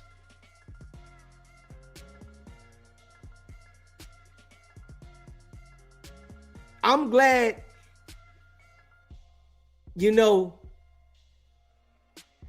that I have the mind state that I do. And it comes from experience. Because at one point in time, I looked at things different myself. I played the game different myself. But then I had to experience some things. And what they all say is experience is the best teacher. Experience is the best teacher you can ever have. I played the game. I had to experience some things to understand what not to do.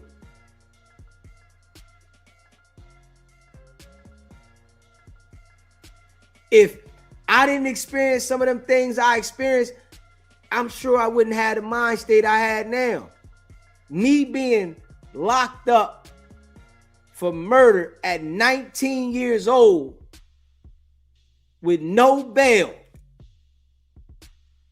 on the front page of the newspaper. Niggas that I knew disappeared. Niggas thinking I ain't never getting out. In their mind frame, you get locked up for first-degree murder, you ain't coming home. You already know that's what a nigga thinking. You get locked up for first-degree murder, that nigga ain't never coming home.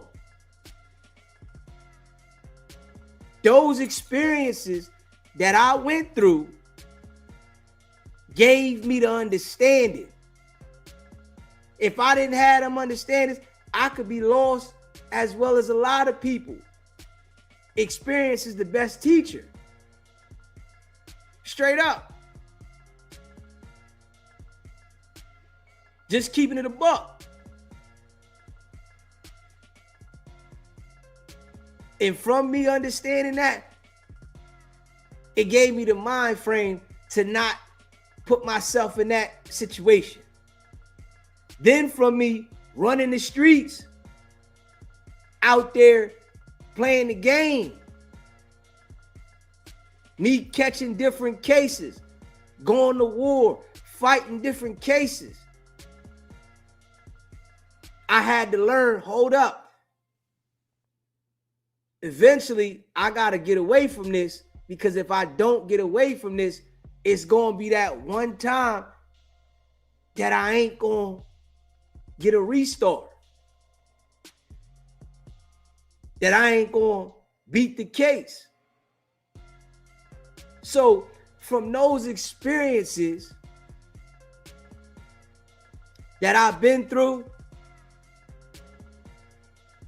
it gave me the mind frame to be able to, you know, understand what to stay away from, what not to gravitate to, what type of people not to deal with, where not to go to put myself in certain situations, how not to be out of bounds. Those experiences, me living in different states, growing up in life, it gave me, you know, the visual of understanding how things operate in different cities. Experience is the best teacher. A lot of these jokers that get on, they might have a little experience in a certain area, but they don't have experience in a lot of areas. If Dirt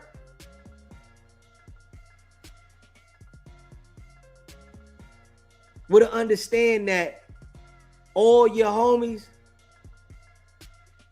are not gonna ride for you when it get serious, especially when it come to a body.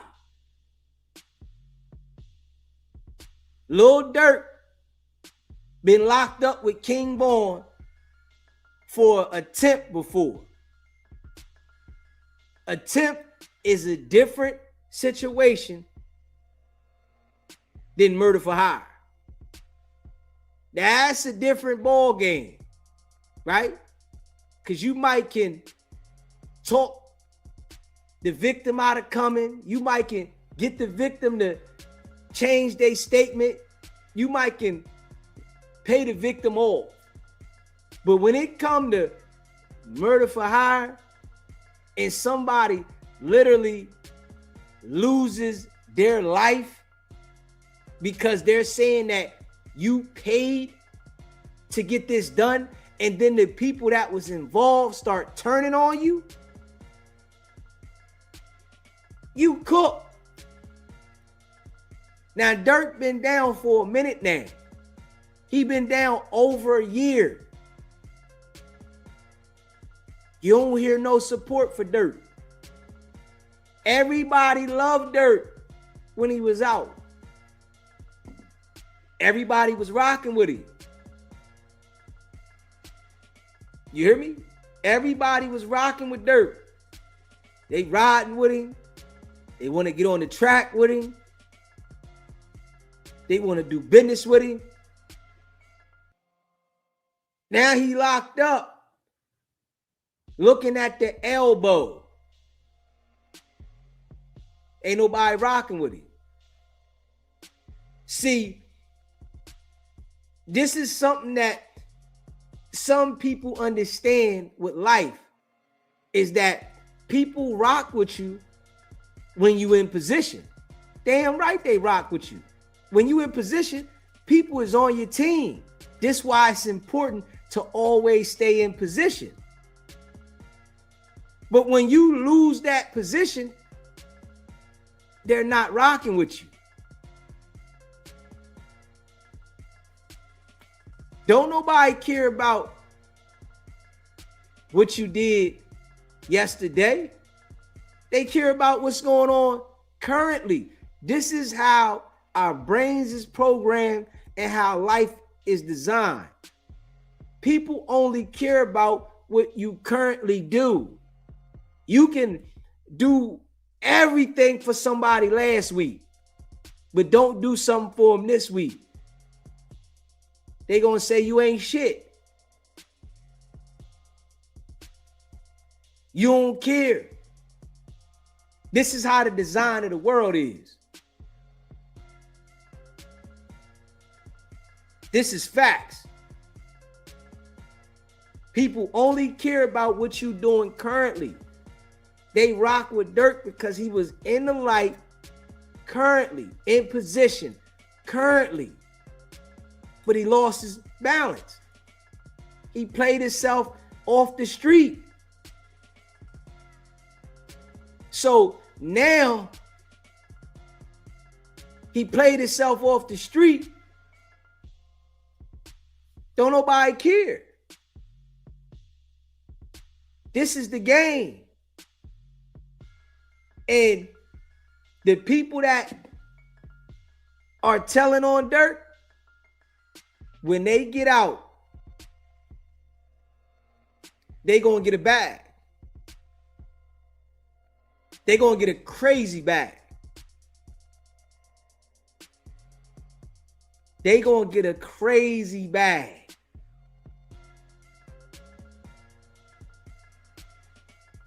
Because everybody gonna want to see what's going on.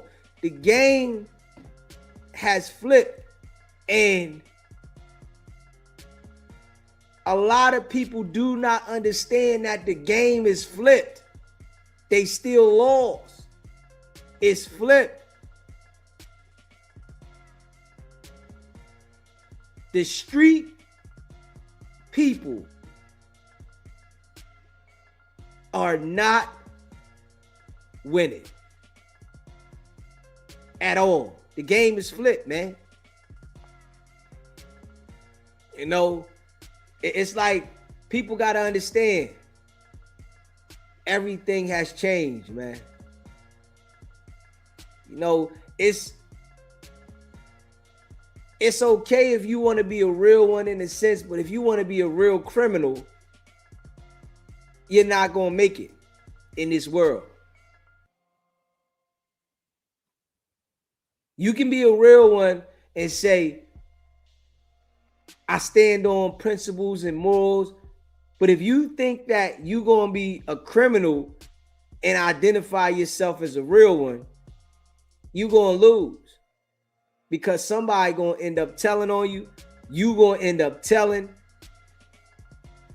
and it ain't going to go the way you expect it to go from trying to be a real one. You know?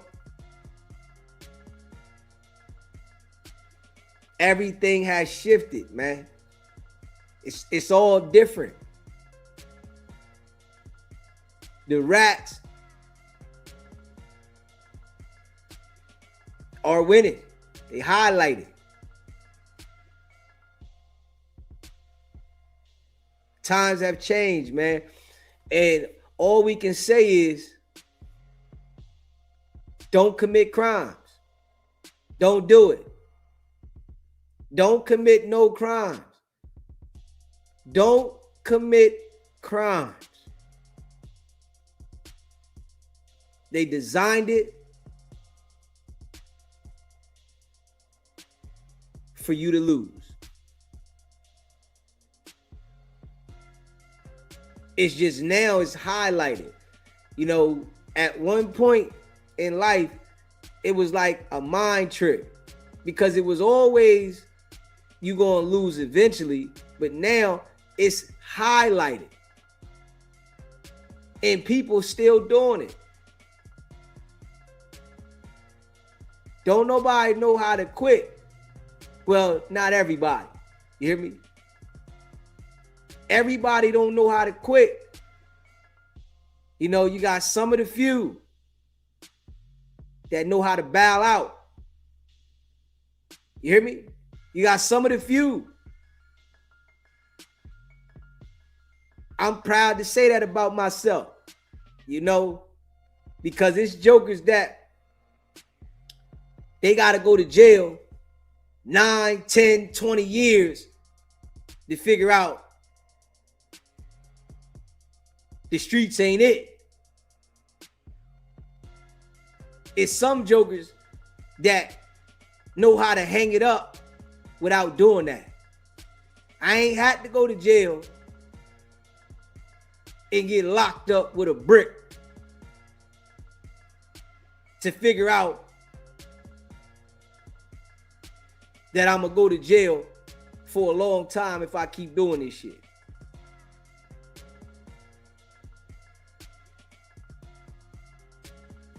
I understood. Hold up. It's over.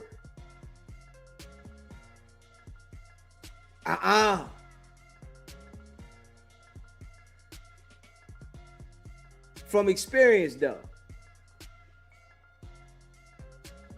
Just keeping it a buck.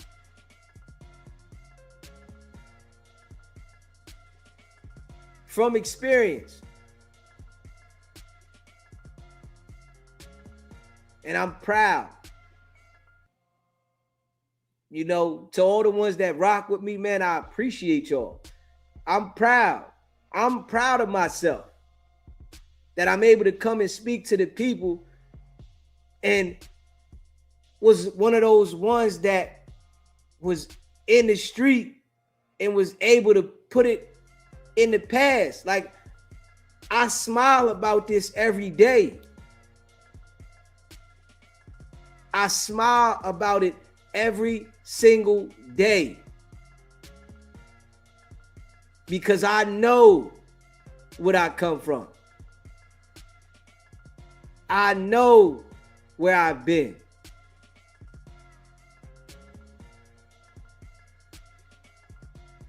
That shit feel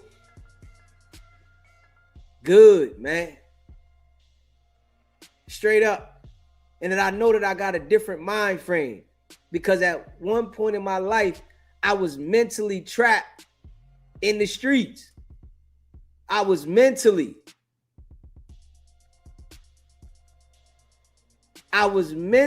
trapped in the streets, and I didn't know when I was going to get myself out of that.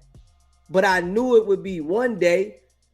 I knew that because I always told myself that I was better than the streets. And a joker like me, I can say F the streets because I was out there. I ain't gotta act like I gotta accept the streets knowing that I was out in the streets. I can say F the streets and feel good about it. I ain't have nobody holding my hand in the streets so that, oh man, don't say that. Nigga, I was on my own mission in the streets. So when I look at it, I'm proud to, every day of the growth that I got. This is like a different level of growth, which a lot of people won't grow to that level because they stuck mentally. Everything in life that you do, you get addicted to it. This is what people got to understand. Everything in life, you get addicted to it that you like. If you wake up and you like something, you want to do it again, no matter what it is. If it's eating food, if it's smoking bud, if it's having sex, no matter what it is. When you like it, you wake up and want to do this shit again. This is the design of the human mind. You want to go back to it. So a lot of people get caught up in things and they can't get away from it because they indulged in it and they liked it.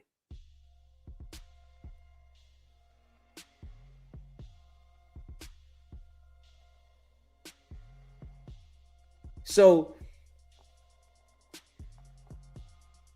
of course, I'm going to talk about it a lot of the times because I'm happy. I'm excited that I had the strength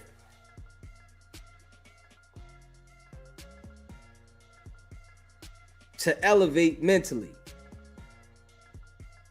And I encourage anybody else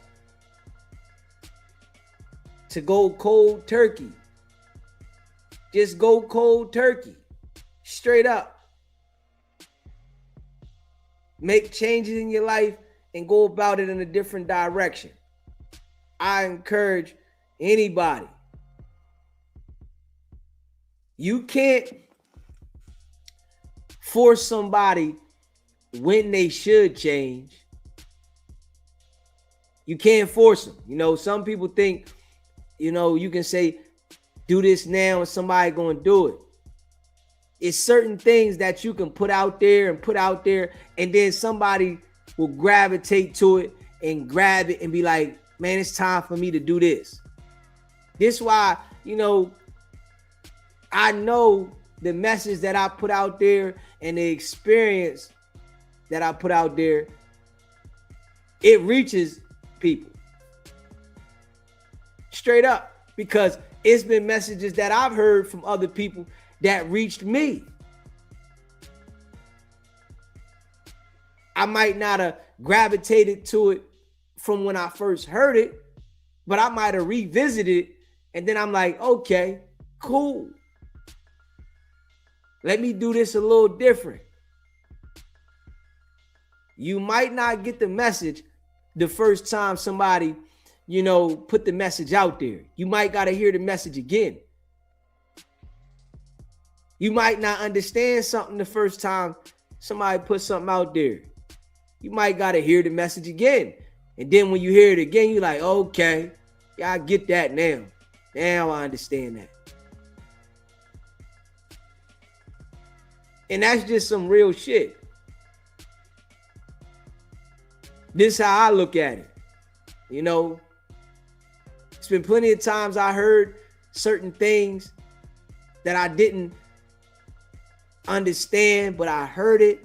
Like, damn, I don't understand it, but I'm hearing what they saying. And then as time went by, it grew on me and I really started to understand it. I'm like, all right, let me do this different.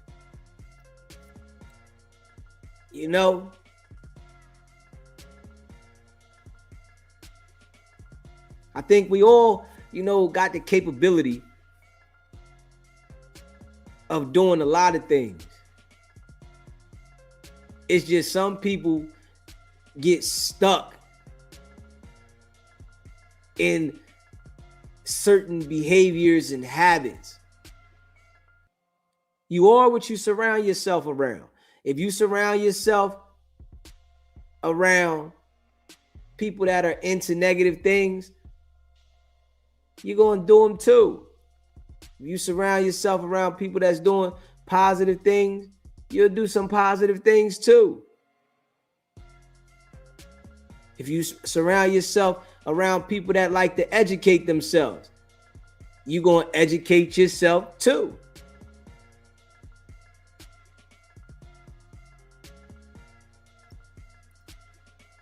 So with a lot of them people that surround themselves around gangbangers, that's why they gangbang, because they surround themselves around it. They gravitate to it. And you start telling yourself about certain things that may be wrong. You start telling yourself that they right. You start really making yourself believe that this shit is right. And this is what the niggas that are in the street gangbanging, they start telling themselves that what they're doing is right. They really start encouraging themselves. Yeah, this is the right thing to do. This what we on. But if they really sat back and reflected and looked at it, they would see, man, this shit here ain't getting me nothing. Keeping me broke. Keeping me lost. Not allowing me to explore life. They really losing. Straight up. They really losing.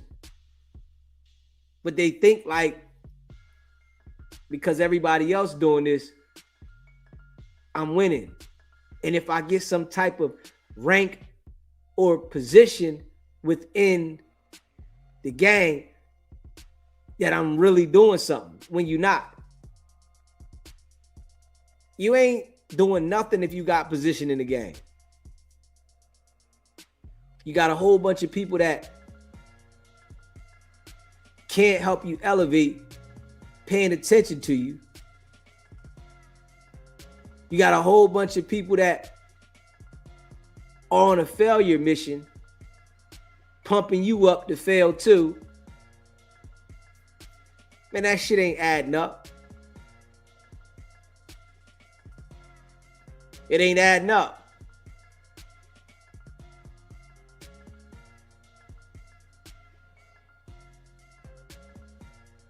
The rats is winning, man. Pay attention.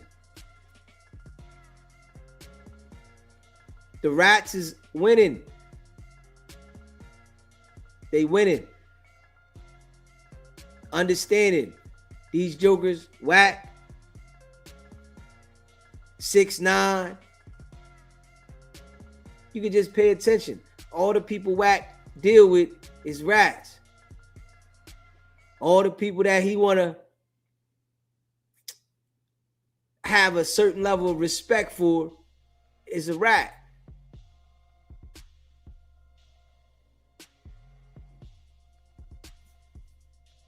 The game is a lot different, man. It's a lot different. It's a lot different, man. You know,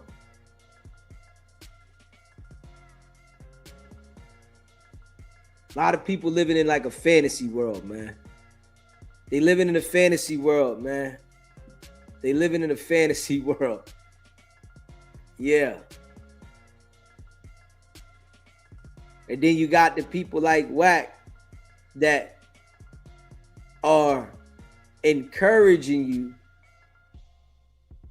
to live in the fantasy world, lying to you about the politics when he knows that he living in by a total different code. Put that on your set. Put that on your neighborhood. Put that on this. Mentally playing mind games with the people that really believe in something that, you know, he don't believe in. Something that he knows ain't never gonna get you nowhere. He know it. It ain't gonna never get you nowhere. At all. You running around in the streets, right? And you elevate in the streets above everybody. You become a target for two groups of people. The feds and the robbers.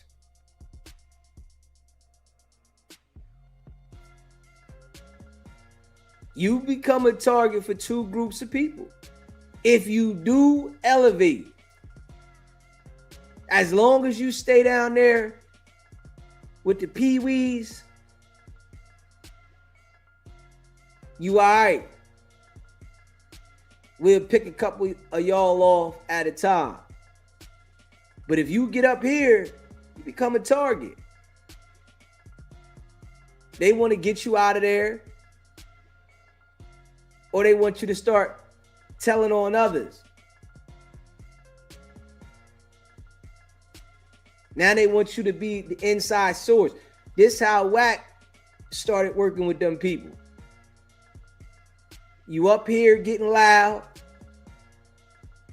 They run down on you and show you that it's their game that you playing in, and either you get down with us or you lay down. And most of these dudes that get up here in position, they gonna get down because they don't want to lay down. They gonna get down with the get down. Niggas don't want to lay down. They want to get down. And I don't want to go to jail. Niggas be talking that Big Willie shit about jail. That shit be hilarious. That shit sound good. They talk that Big Willie shit. Yeah, I'm gonna go to jail. And nigga don't want to go sit in that box, man. Yeah. Come on now. WACK running around here having a ball, lining niggas up, and doing what he like, starting confusion amongst everybody. You think he want to go sit in the cell? Hell no.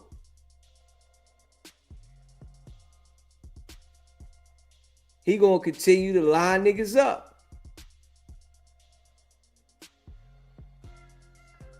A lot of these jokers, man, you know, really be like capping. Be straight foo-fafi.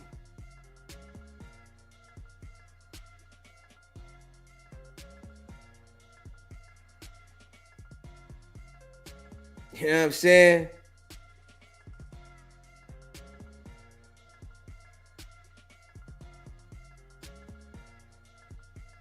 You got to pay attention though, man. Pay attention to the design. We failing from our own advice, from our own people. We failing. The encouragement that you think is gangster is the encouragement to fail. You think it's gangster, but it's the encouragement to fail. It ain't encouragement for you to elevate.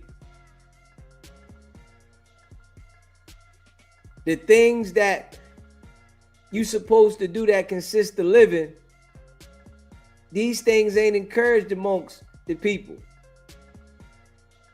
Niggas out there gangbanging, right? They throwing up the set, but ain't nobody encouraging no gang member about buying a house.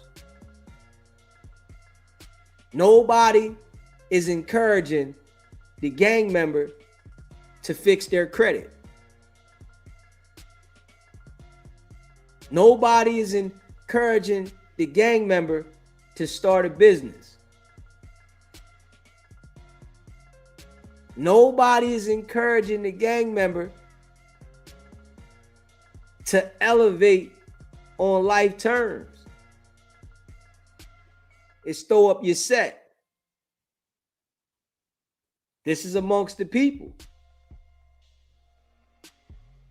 How is it that people come together and claim to be an organization, but nobody is teaching one another how to live life on life terms, to build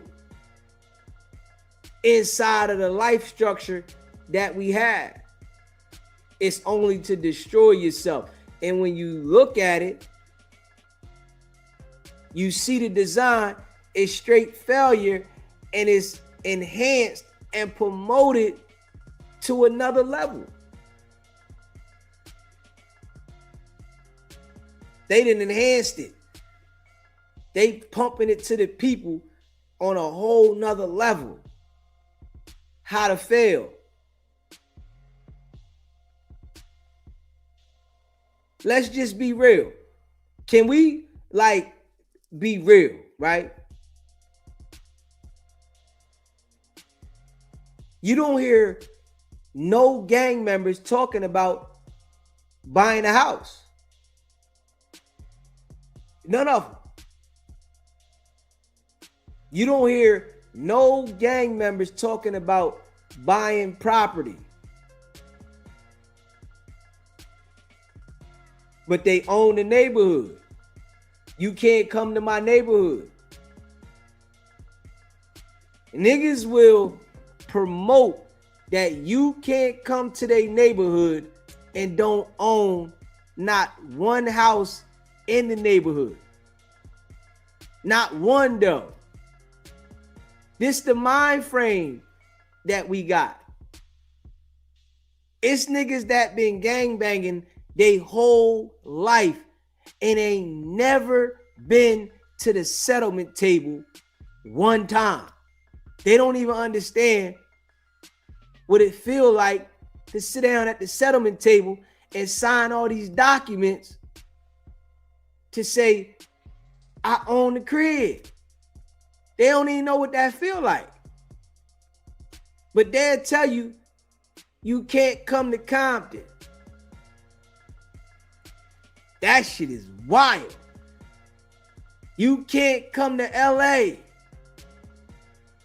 You can't come here, but you haven't put in your brain how to figure out, man, let me buy these cribs. But you can tell a nigga, don't come around here. The mind frame, though. The mind frame. Like, you know, and I'ma just keep it a buck, right? I'ma just keep it a buck. It's places over here that don't got the mind frame, but you know where I'm from, that's the mind frame of the people I come up around got. You know what I'm saying?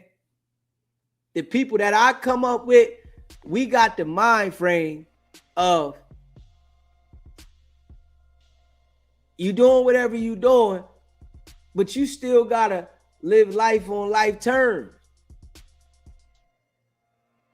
Buy your house, your credit, shit like that. These are the things that, you know, some niggas in the streets be lost. Like, come on, bro. All you do is negativity. What do you expect to happen? You only gonna crash. If all you do is be negative, you bound to crash hard. You don't want to go ahead and figure out how to buy one of these cribs that a nigga losing. You don't want to figure out how to buy a house outside the neighborhood. You don't want to figure out how to do nothing. You just want to rep your set. That state of mind is what's keeping the people behind, lost, and goofy. Real shit. It's keeping the people behind, lost, and goofy. And you know, it's some people that definitely understand what I'm saying.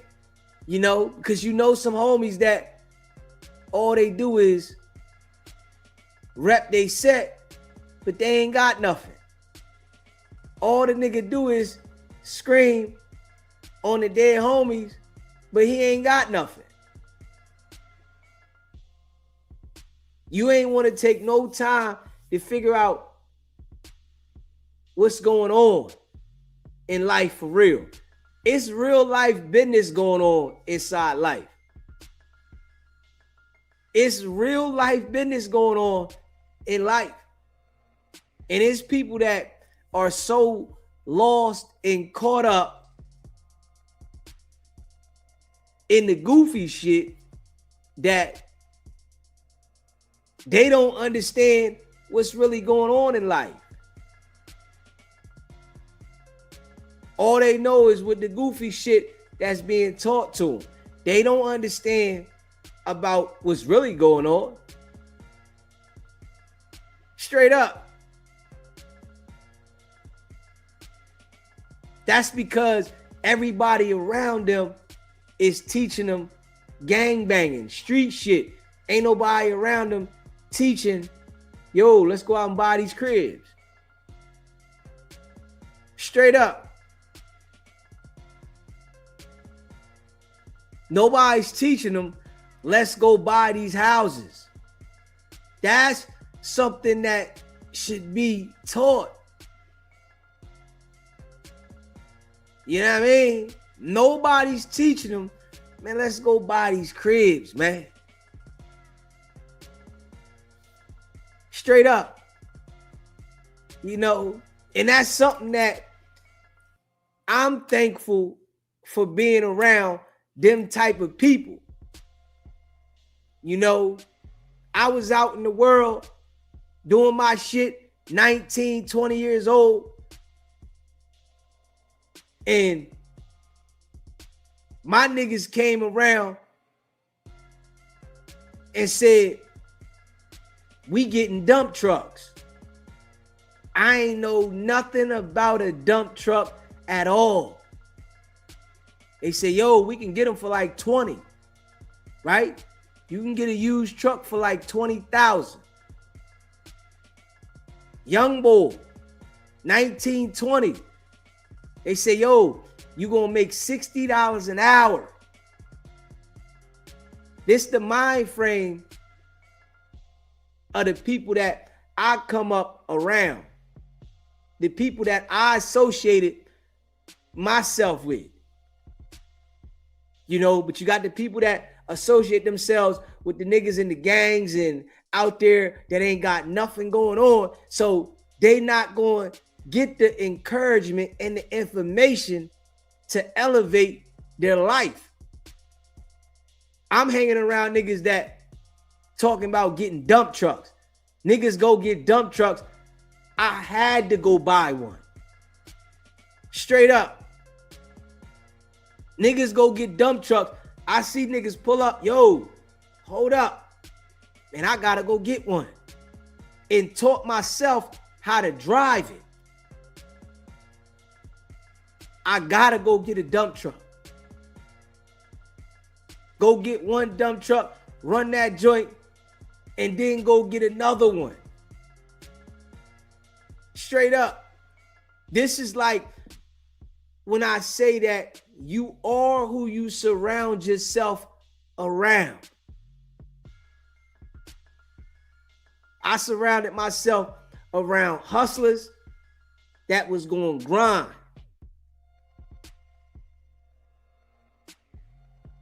Straight up. And that's just, you know, the mind state that a nigga come from. When I bought my first crib, my niggas had been buying houses. I went to jail for 3 years. While I'm in jail, niggas is out there buying cribs. I'm hearing about this shit. Niggas is buying cribs. My mind frame is when I come home, get my shit back together, I'm gonna buy me a crib too. Just keeping it a buck. I got out of jail, was home a year and a half. Bought my first house. Straight up. And the only way I did it was I said, I'm gonna buy this house right here. I don't care. I didn't even never see the house or nothing. I'm looking in the newspaper. This is when the newspapers was still out. I'm looking in the newspaper. Straight up. I'm in the newspaper and I see a crib in the newspaper for $17,000. I ain't care how the house looked or nothing. I said, I'm buying this. I got to get started. I ain't know nothing about fixing a house or nothing. I knew nothing about a house. But my niggas had cribs. I said, hold up. I can't be left behind. These niggas is buying houses and shit. I got to go get one. Called the number up. Met with the realtor. Went out there, seen the house. The house was trashed. No cap. The roof was messed all the way up. When it rained, it leaked all the way through the house. The person that had the house, they passed away. All of their belongings was still in the house, their clothes. It was an older person. But I said, I'm buying this house. I don't care how it looked. I'm going to fix this house. I bought the house, went to settlement, got that joint. Facts. It took me like a year and a half to fix the house. I had to put a new roof on it from the door, gut the whole house out. I gutted the house out to the brick. I gutted the whole house out to the brick. Put a new roof on the crib. Some of my peoples stole some of my material. I had 20 pieces of plywood. They stole 9 of them on me. This is my first project. I'm dealing with my people. You hear me? They double back on me, steal my materials. They know I don't know nothing about a house. I had to go buy 9 more pieces because they stole 9 of them. I had 20 of them. Put the roof on there. I got up there, learned how to put a roof on. This was a flat roof. First roof I did. Learned how to put a flat roof on this joint. Torch down. You hear me? Learn how to put a torch down. Flat roof.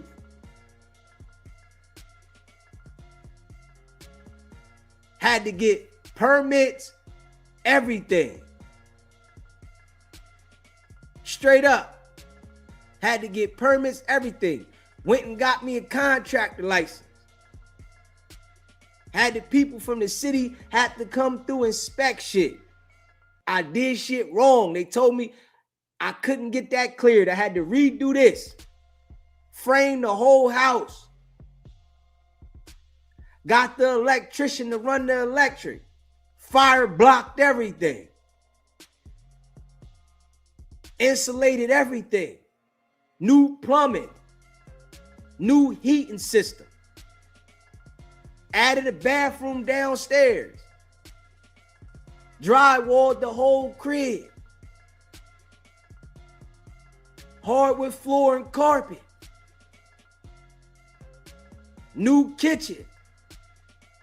Added a double deck on the back of the crib. Added a 6x6 on the bottom with a 12x12 up top. Put a 2-level deck on this joint. This is my first time ever dealing with cribs. I wanted to go ham on this joint. Straight up. Wanted to go ham. My first time. Put the work in. It took me like a year and a half though. I learned so much over time. Straight up. Now, I know how to do everything in the crib. There's nothing that I don't know how to do in the crib. Some things I might call somebody for if it's like with some serious electrical work that I get somebody to rewire some shit, or with the heating system. But I know how to do damn near everything. You know, these are like learning processes, man. But it's who you surround yourself around. Straight up. You know, it's who you surround yourself around. Just keeping it a buck. If you surround yourself around lummy niggas, you gonna be another lummy. If you surround yourself around go-getters, it's gonna motivate you to be a go-getter as well, because you not gonna want to be wheezing in the back all the way. You gonna want to be like, man, I gotta be in the race too. And it ain't all about, you know, you having to be competition with them, but it's about you wanting to be a part of the program. This is what these gang members is doing, and they don't even understand it. They want to be a part of the gang member program so bad They doing everything to keep up with the gang members instead of doing everything to keep up with real life business. You hear me? Now this is facts. This shit here that I'm speaking now might be out of some motherfuckers' leagues. No cap. This shit I'm saying right now might be out of some motherfuckers' leagues. But I'm just saying facts. If you out here and you want to be a gangbanger and you don't want to learn how to buy cribs and shit like that, you a dummy. If you feel like being a gangbanger is more important than figuring out how to buy property, start your own company, you's a dummy. And I'm just keeping it a buck. A lot of these jokers, you know, don't understand that. You know, I had a car dealership. For 3 years, I had a car dealership selling cars for $500 down. You hear me?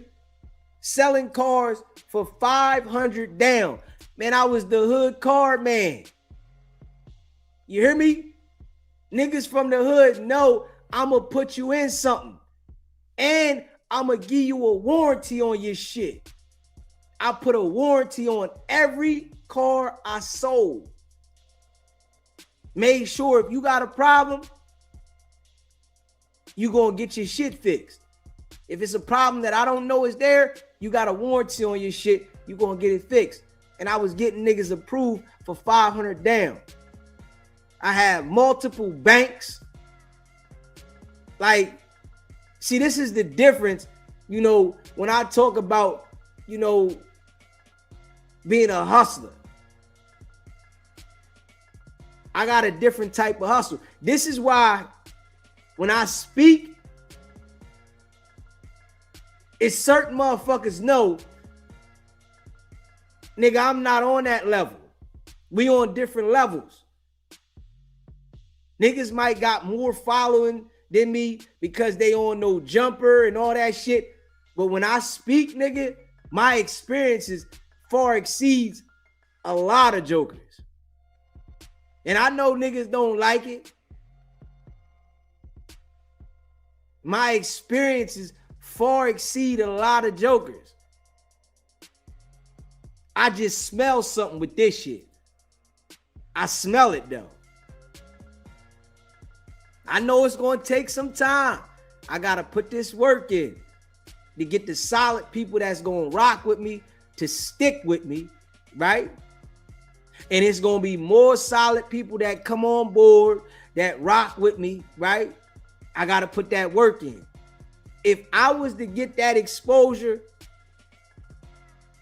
that them niggas got, nigga, I know I would be a whole nother level of a problem. I'm smarter than, you know, Flacco. I'm smarter than them. I just ain't got that exposure. Them niggas got the exposure. This is why WACK is not going to go back and forth with me, because I can start talking this shit.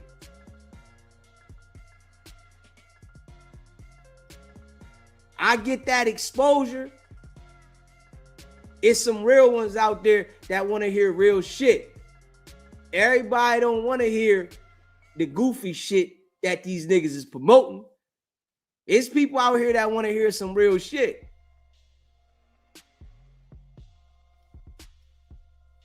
You hear me?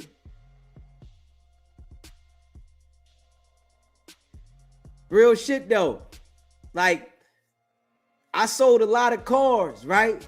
And I still got all the documents from all the cars I sold. I still got all the documents from every car I stole to everybody. I got all the documents. You know, I need to dispose of the shit the right way. That's why I ain't just throw it out, because it's people's personal information.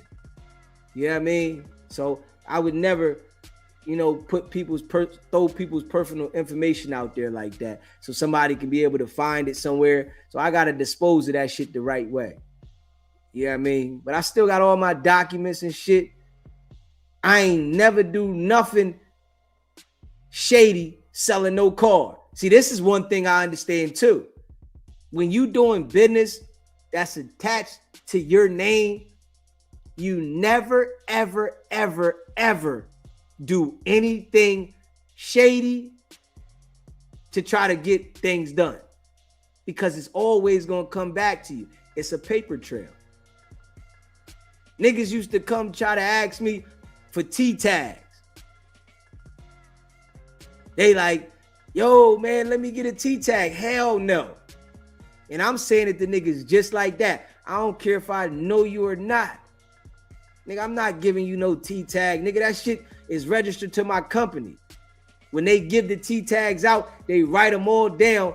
They got numbered by the company that they giving them to. Niggas be like, yo, let me get a T-tag. No, not doing that. Everything got to be legit. When it come to business, everything has to be legit. Not mixing anything with that. The game of life, man. Experience is the best teacher. And y'all know how I'm coming. You know what I'm saying? Y'all know how I'm coming. Facts. Just keeping it a buck.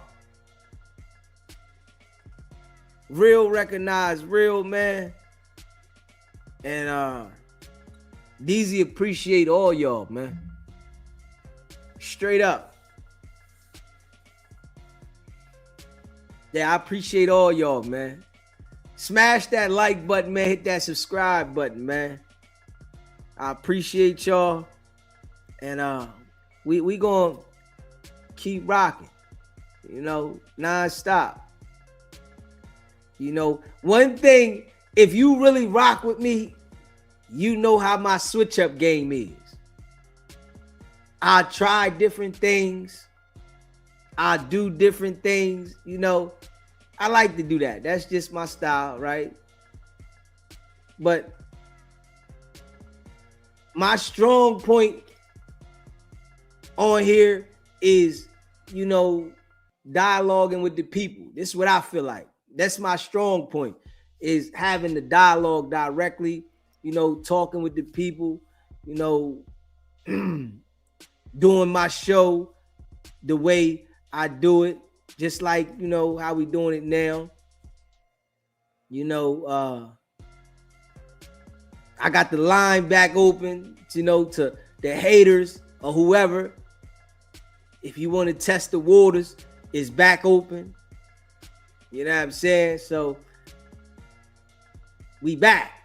You know what I mean? You got some of the haters that they like to just be in the chat because they talk shit in the chat, but they really don't want to have that conversation with you. Yeah. They be in the chat saying little shit, make them feel better, right? But they don't want to have that conversation with me. I'm going to let everybody hear how dumb you are. You hear me? Yeah, I'm going to let everybody hear how dumb you are. And you don't want to do that. You hear me? That's the thing I noticed about some of the chat warriors that be talking shit in the chat. They don't want to call in because I don't smoke. I don't drink, nigga, and you ain't even ready to out talk me. You ain't ready for that.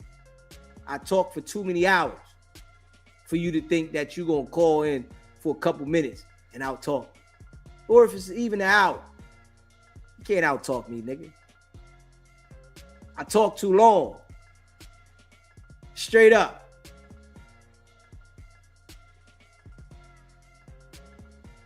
Yeah, so they don't want to call in because I'm going to let everybody, and I would love for some of the,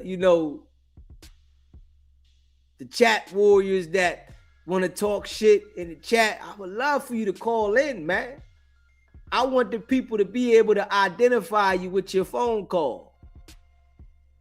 You know, so they can hear you talk. You know what I'm saying? I want them to hear you. So the people can say, oh, look at it. This the guy typing in the chat. You know, you got some people that they type a paragraph. They type a paragraph. You know, they can leave a paragraph in the chat. God damn. Nigga, shit. You should be writing books. You should be writing novels. Nigga, why you ain't writing books and shit? You know, because you type paragraphs. Call in, shit. You know, because I want the people to hear you. I want the people to hear how ignorant you sound. Yeah. I like that though. You know what I'm saying? Just keeping it a buck.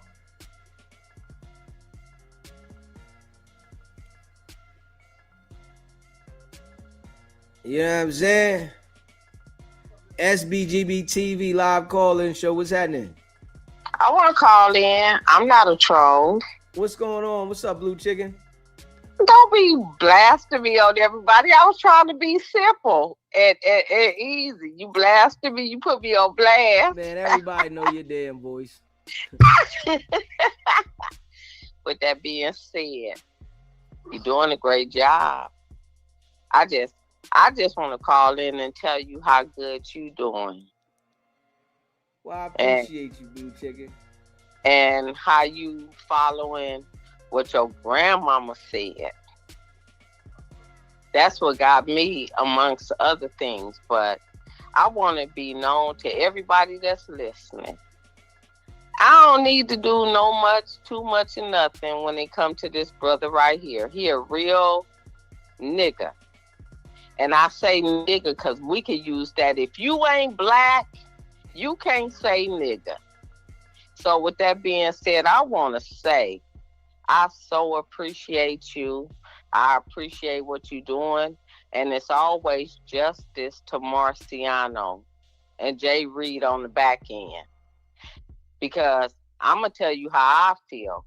Marciano didn't come to get that beat down like he did. And he took the butt of it. And Jay Reed walked away with little or nothing. So I'm saying that to say, I appreciate you, and that's why I love you, and that's why I rock with you, and that's why I appreciate you. With that being said, we gonna stay on these motherfucking niggas' heads. You already know who I am. You know what. You already know about me. Everybody else don't know, but due time, it'll come out. It'll tell itself and it'll show, but I'm all about the shits. And I'm in here with that motherfucking whatever you talking about. Nigga, we eat collard greens and cornbread over here in oxtails, gumbo, and all that. So with that being said, I love you. I'm going to get off your line, and I'm going to let you finish doing what you're doing. But I put in the chat what Crip really means, and that's where I come from. So, you know, with that being said, we Black Panthers over here, and that new foundational Black Panthers that they got, they don't represent us. That just ain't us. But I love you and I appreciate you. And I'm going to keep much love. That part right there, baby. In a minute. Later.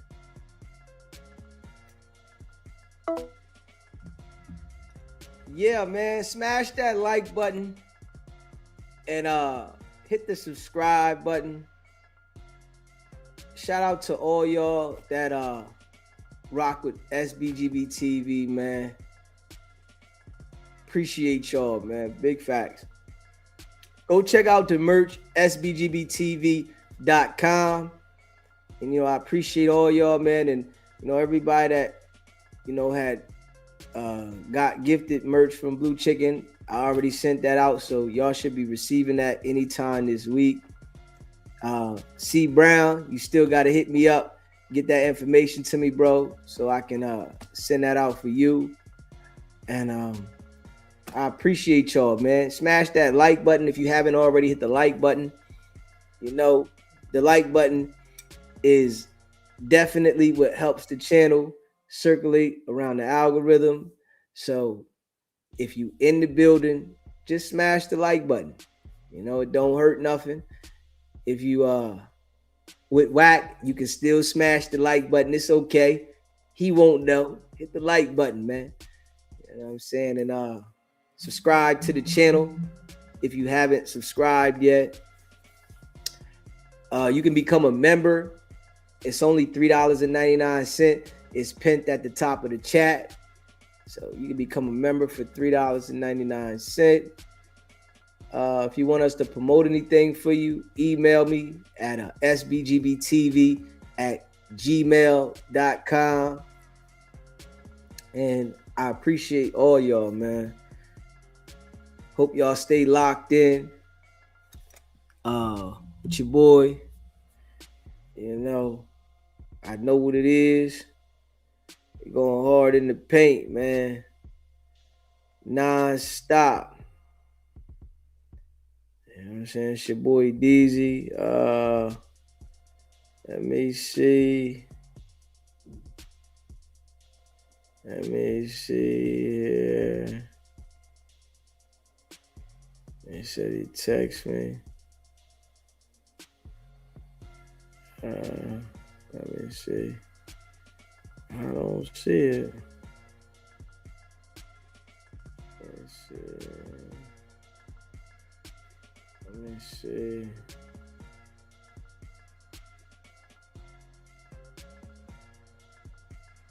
Okay. All right. I got it. Appreciate it, bro. I got it. Yes, you did. I got it. I don't know why they got it like it was spam. That's crazy. But I got it, bro. I appreciate that, man.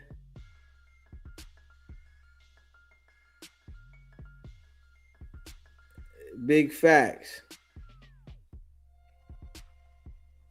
I appreciate that. I got you. Yeah, smash that like button. If you're a member of the channel, put a 1 in the chat so we can shout you out. Yeah.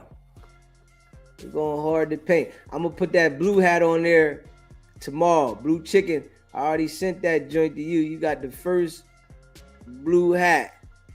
You know what I'm saying? So, and I'm going to wear that joint this week too. I'm wearing that blue hat this week with my blue shirt. Blue shirt, blue hat. So, yeah.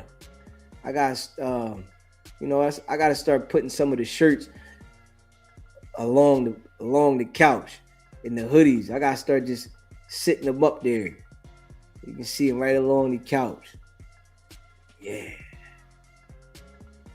Hang some up on the rail over there. Yeah. That's what I'm going to do. I'm going to start hanging some of the shirts up around here. Yup. Damn right. That's what I'm going to do. I'm going to start hanging some of the damn shirts up. I know what it is. Blue chicken. Yeah. Mike Pena. C. Brown. Treese. And I appreciate all of y'all, man. Big facts. Leonard, what's popping? Yeah, man. If you haven't subscribed to the channel, subscribe to the channel, man. You already know what it is. Rock. You know what I'm saying? Y'all know what it is, man. You know, it's boy DZ, man. I'm going to keep it a buck. Yeah, I'm going to keep it a buck. And I'm going to stay solid. But real recognize real. Stay locked in, man. You know, we're going to keep it popping. Clutch Sports.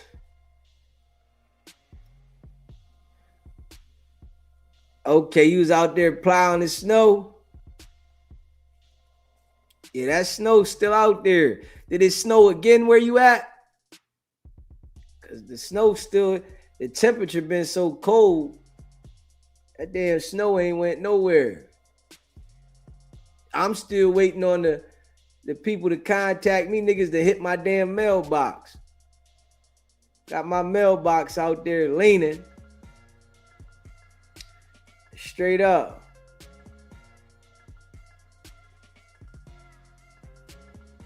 Facts though, Rock. We putting that work in. Trees. You already know.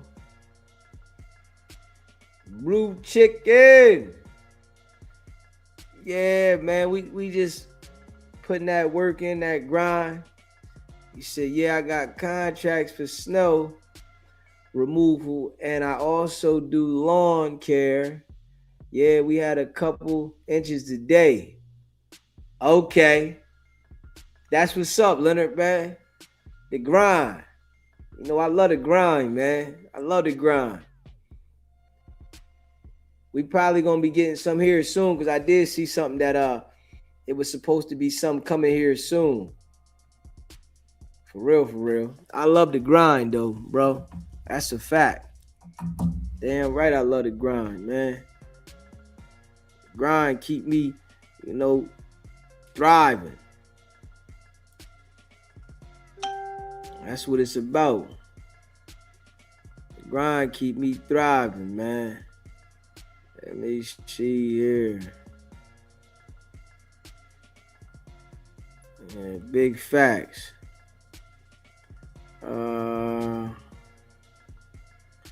Let me see here. Let me see what they say. I think it said it was gonna be like some snow here. Let me see here. Right though, Leonard. Yeah. Keep busy and out of trouble. Try to get it from every angle. Man, that's that hustle. That's the hustle. Hold up. Man, is it snowing right now? Hold up. It might be snowing right now. Man, it might be snowing right now. Hold up. Oh, shit. Hold up. It might be snowing right there. This motherfucker look like it's snowing right now.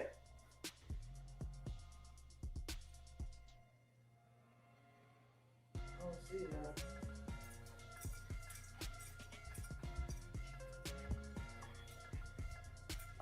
I don't see nothing. I don't see nothing. Yeah.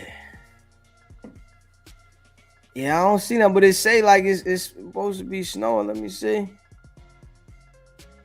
It say like it's supposed to snow, but I don't see nothing out there. It said like it was snowing. I guess it ain't snowing around here. It's supposed to be, might be snowing somewhere. Yeah. I see the old snow. I don't see no new snow coming down. Yeah.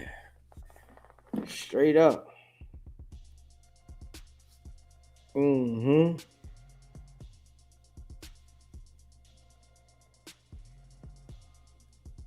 Yeah, I don't see no Why did you not get? I don't see no new snow.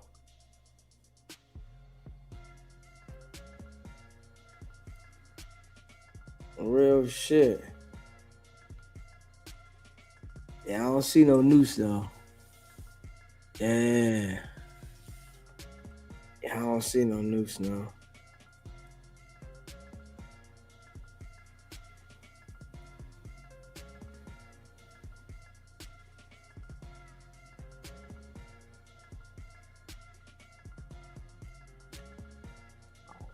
Let me see.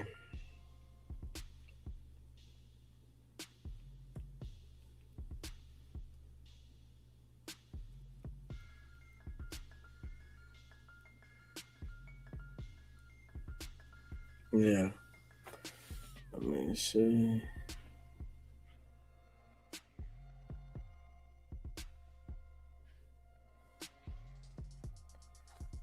So it said a homicide occurred outside of T.I.'s Atlanta studio.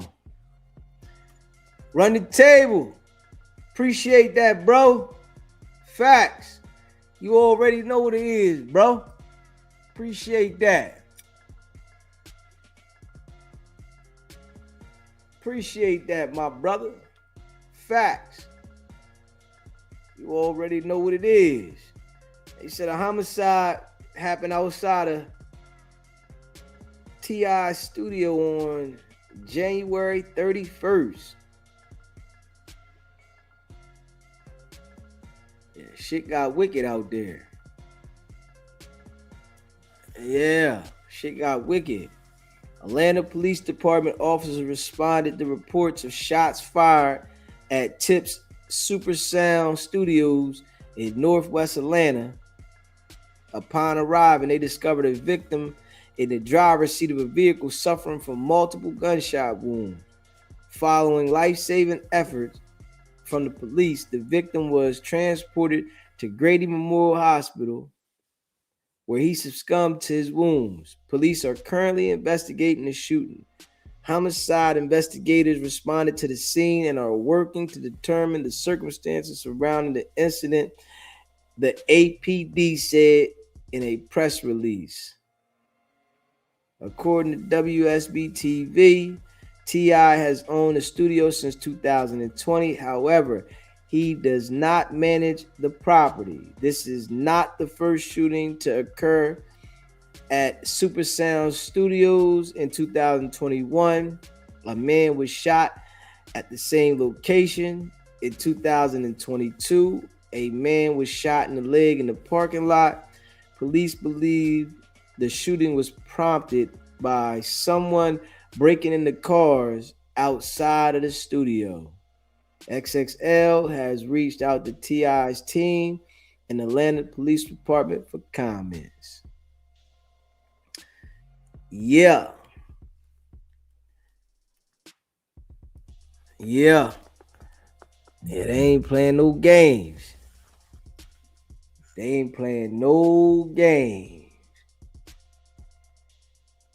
at all. At all.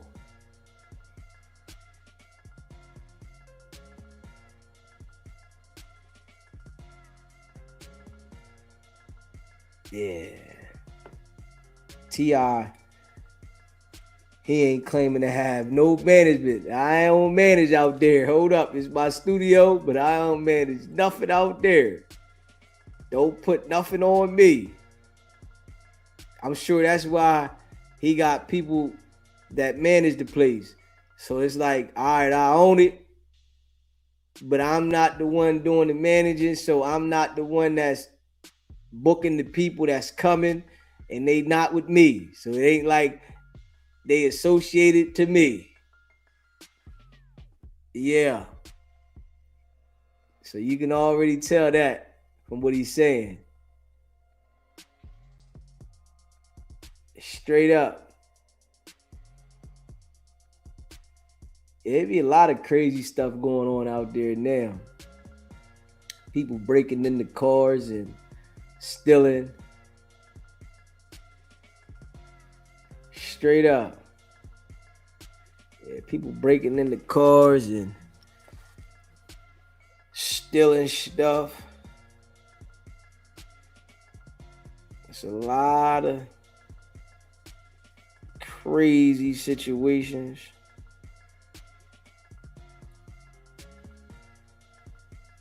Let me see, hold on. Let me see, hold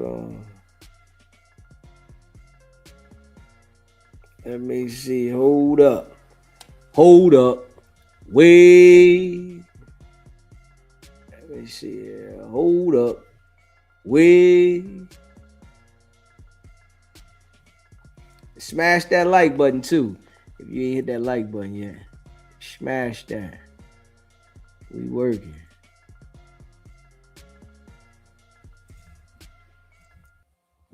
We on this joint putting that work in.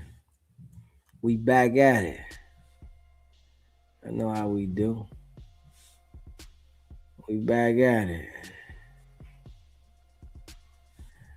Oh yeah, let's see this one right here.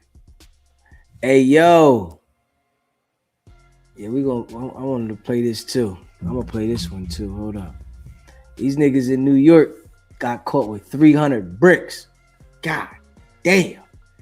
These niggas got caught with 300 bricks. They done. You know they about to tell on everybody. It's some Spanish boys, poppies. They about to tell on everybody.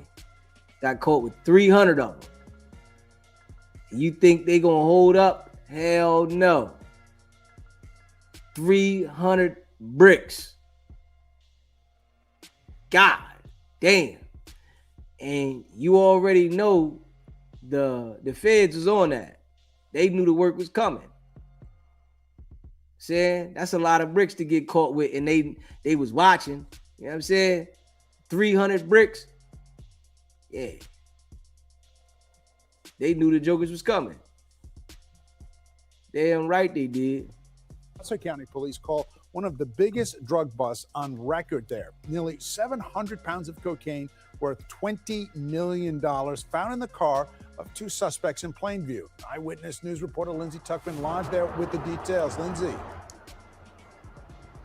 David, it was in this hotel parking lot that I'm standing in right now that police say they found that $20 million worth of cocaine. Two men were arrested, but prosecutors are looking to upgrade the charges now to include drug trafficking just because of the sheer amount of drugs that were found.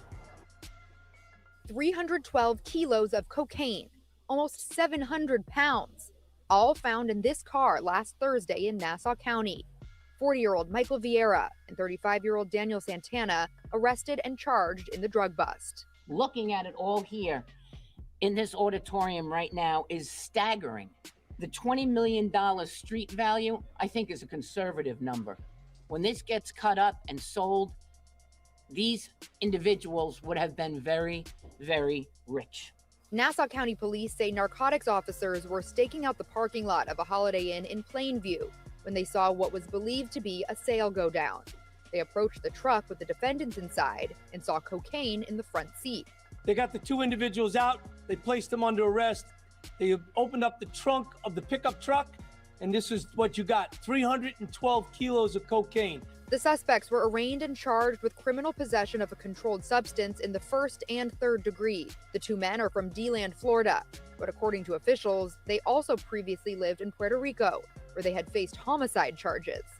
Nassau County executive and a Republican gubernatorial candidate, Bruce Blakeman, spoke about the massive takedown. We have here one of the largest, if not the largest, drug bust we've ever had on Long Island. And indeed, those that live nearby couldn't believe how much cocaine was in their community. Very scary. Yeah, I mean, you would hope that there would be no drugs, let alone that amount of drugs. Now, Vieira and Santana were remanded to jail. Meantime, the investigation is still ongoing. The next big question is, where did the two defendants get that amount of cocaine in the first place? Live. Yeah. Somebody definitely tipped them off and told them, listen, these niggas got 300 coming. Yeah. 300 bricks. Oh, yeah, they gonna tell. You better know that. Yeah. That's a life sentence right there. Oh, they gonna tell everything. Who sent them? Where it was going? How many times they brought it? Straight up. And that's the thing about when the people grab niggas doing shit like that. They want to know everything. Yeah. And when you tell, they want to know how many times you did it. How many times did you bring the bricks? All right, we want to know where it came from and who sent you and who you was delivering it to. Yeah. But how many times did you bring the bricks? And they'll charge you accordingly to that. If they say they brought 300 bricks 3 times, they'll charge him with that shit too. They'll charge him. You know, they'll charge you by what you say too. That's how dirty, you know, the game is. But I know they sick right now. Yeah, I know they sick. I know they sick. Shit. Damn right. Yeah, I know they sick. Facts. Let me see. Yeah, I know they sick. Yeah. Let me see. Let me see here. Hit that like button, hit that subscribe button. What it say? Jane Doe. Jane Doe.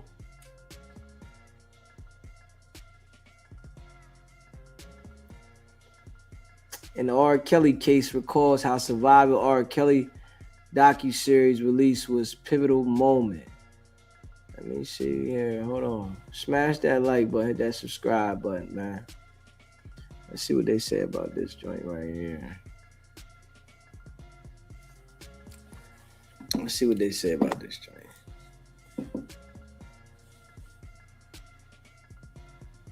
Convicted of racketeering and sex crimes in 2 separate federal trials in 2021 and 2022, but his legal trouble started many years before that.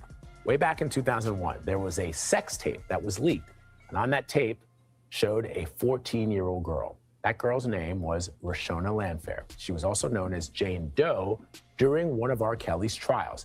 She's now 41 years old, and Landfair spoke with Jerika Duncan in her first television interview about her new book, which is called Who's Watching Shorty, and what made her first want to speak out. Jerika is here now to talk about this. Good morning. Yeah, good morning. You know, she says that becoming a mother and, of course, the Surviving R. Kelly docuseries released in 2019 were 2 major reasons why she says she wrote this book. And keep in mind, Rashona Landfair back then denied being the young girl on the tape. And because of that, Kelly was not convicted back in 2008 when he first stood trial on child pornography charges. Here's a clip of my interview that we shared on social media. Take a listen. Hey, listen, man. R. Kelly made good music, but he was sick. Yeah, he was sick, man. He had a fetish for little girls. He made good music, but he was sick. Yeah, man. And he continued to do the same thing. I don't understand that he really thought that he was going to do this forever. He got away with it this time, but he kept doing the same exact thing and thought that he was going to continue to get away with it. And they nailed him to the cross. They nailed him to the cross. Prime example of getting addicted to something that ain't right, and then you keep going and don't know how to stop. Oh yeah, they stuck it to him. January 3rd, 2019, Surviving R. Kelly airs.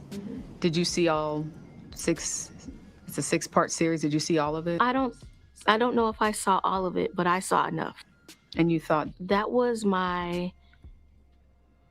the spirit of conviction came over me during that moment. And when you say the spirit of conviction, what do you mean by that? Somehow I felt responsible that he was able to hurt so many more people. During the time, I thought maybe these were just sexual fetishes that he had with me. Maybe this was just abuse I was going through. But when I saw that his behavior had gotten so much worse,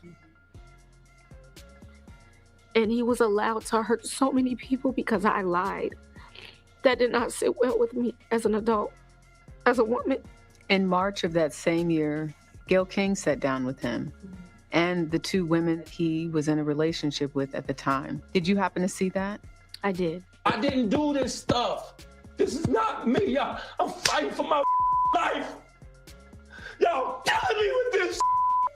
I gave y'all 30 years of my career. Robert. 30 years of my career. Well, first I thought it was. Hey, listen. When you look at R. Kelly at that moment, that was the moment that he knew it was over. Because his actions that he displayed, he knew that it was nothing he was going to be able to do about it. He got through it the first time. He kept going. And for whatever reason, they targeted him at that moment. He knew that it wasn't no chance of coming back from that. You can, hear how his tone was on that. That was the cry out like it's over.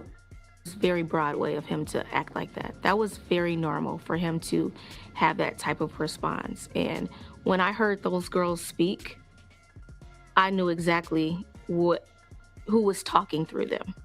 I knew exactly what mission they had, the convincing, the firmness, everything that I had been trained and groomed to do. I read right in between that. And in that moment, I did not feel sorry for him at all. I felt like you still don't get it. In her book, Who's Watching Shorty, she says that her aunt, R&B singer Sparkle, was someone who told her at one point to sit on R. Kelly's lap at around 12 years old and ask Kelly if he would be her godfather.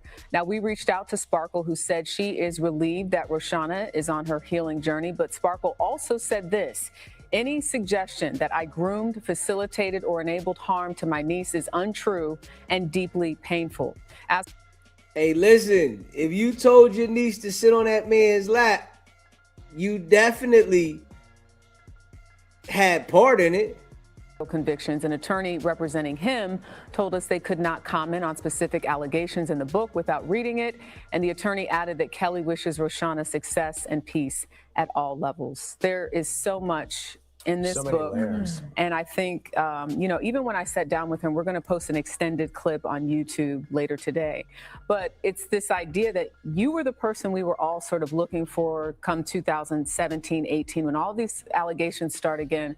And that docuseries was so pivotal.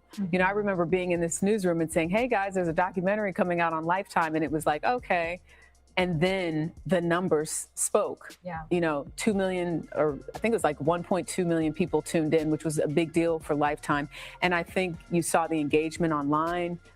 This is a time sort of post the Me Too era, if you will, where people felt more comfortable speaking their truth, and the shame wasn't there in the same way. Because as we were talking, as this clip was running, there's a certain level of acceptance historically. I always go back to history. I'm a study of history, and you have young women who have been with older men, and sometimes it's not a big deal. But in this case, when you look at the power dynamic and you look at the number of people who said that they also were abused by R. Kelly, there's something to be said, and this is her time now to share her story. I think one of the things that struck me is when she says that she watched that docuseries, and then she began to wonder if she began to think about all the other young women who is alleged that R. Kelly sexually abused, and how it made her wonder and worry that maybe she was a catalyst in some way for that by not coming forward back in 2001. That's right, because I mean, the video is leaked. What also is very interesting, Vlad and Chanel, is that he apparently tells Roshana, let's just tell your parents that we're in love. I know this sounds crazy. She writes about it in the book, and apparently, according to her, arranged a hotel meeting. And the father, who is since deceased, Roshona's father, who died in 2021, he was furious and said, you're sick, you need help. And this is someone who, again, worked with R. Kelly as a guitarist. So you have all of these sort of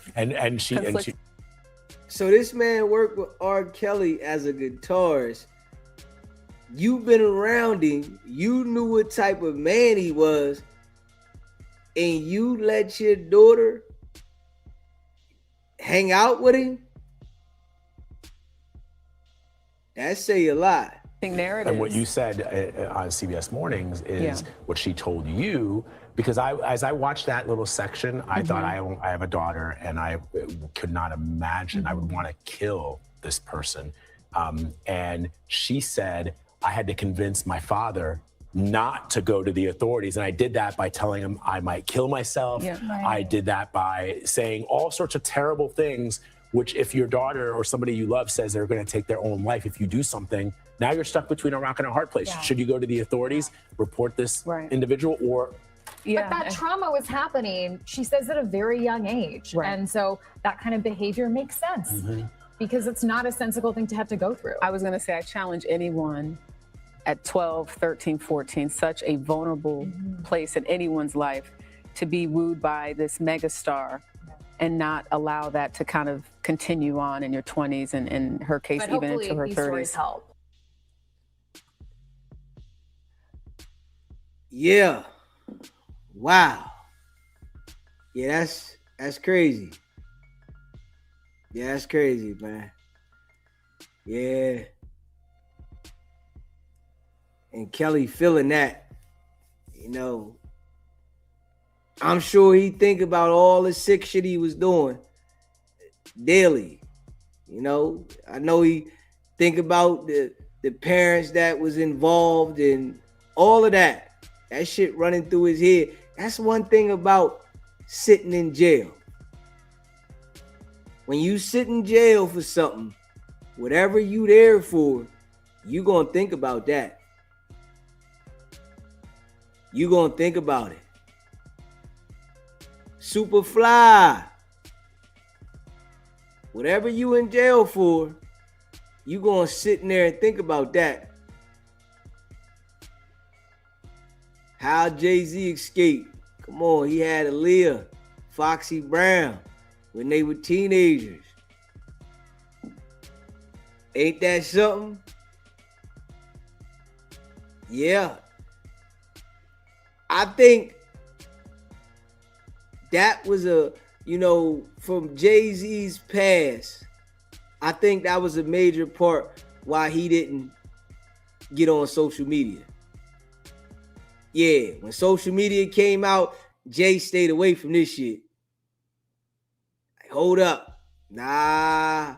A lot of these people started like really displaying themselves on social media.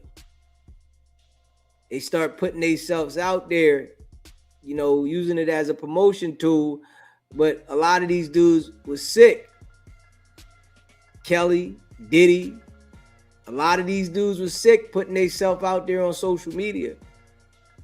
And it really got people to, you know, form an opinion on, you know, their character, what they were into, and got to see what type of people they are. And it cost them. And it straight cost them. Yeah, and it cost them.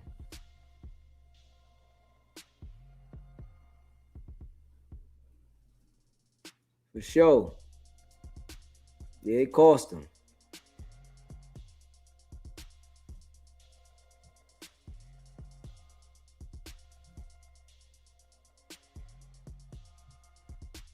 Yeah, it cost them.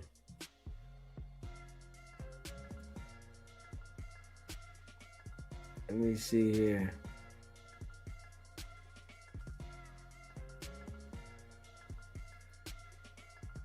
Yeah, pass that, smash that like button, man.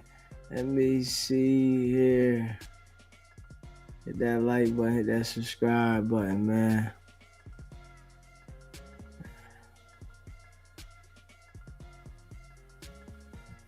What they say here? Let me see, smash that like button. Let's see what we got here. Did they say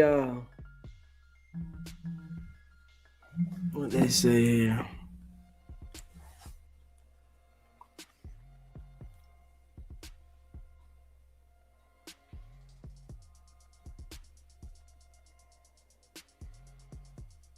Hold up. Let me see. They got Russell Wilson. They mentioned Russell Wilson in there too. God damn. Like them Epstein files was crazy. God damn.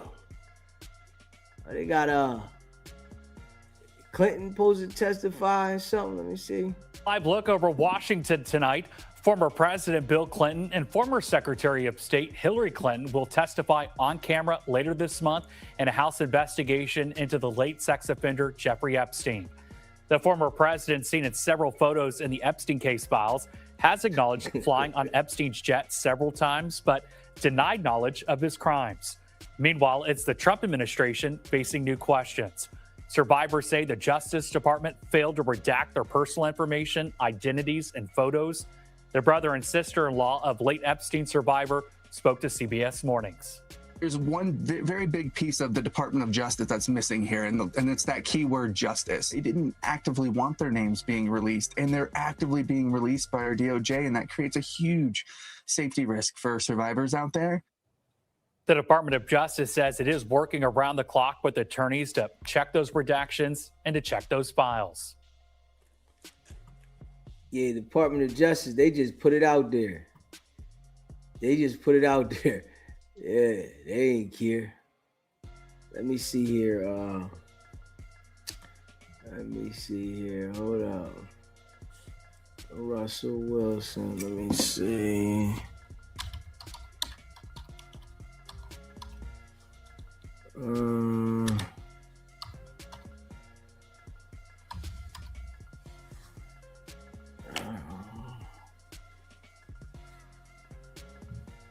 Russell Wilson.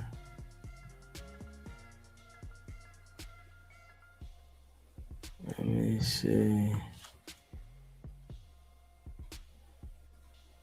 Smash that like button, hit the subscribe button. Let me see. Hold up. All right. Let me see. Russell Wilson. Russell Wilson claps. Hold up. Russell Wilson responds to the.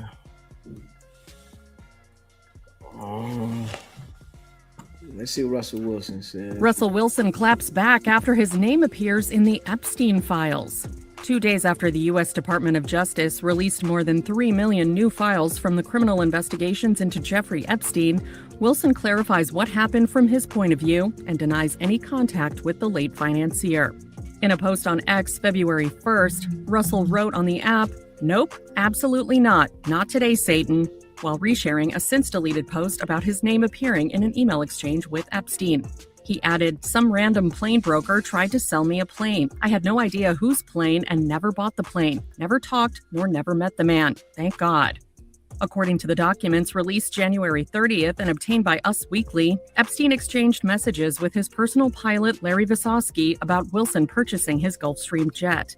In January 2019, Visosky wrote to Epstein saying that Wilson was calling, quote, nonstop after viewing the plane, also referring to the 4-year, $140 million contract that Wilson signed that same year with the Seattle Seahawks. Visosky said in the email, "Here is the dilemma, according to Russell.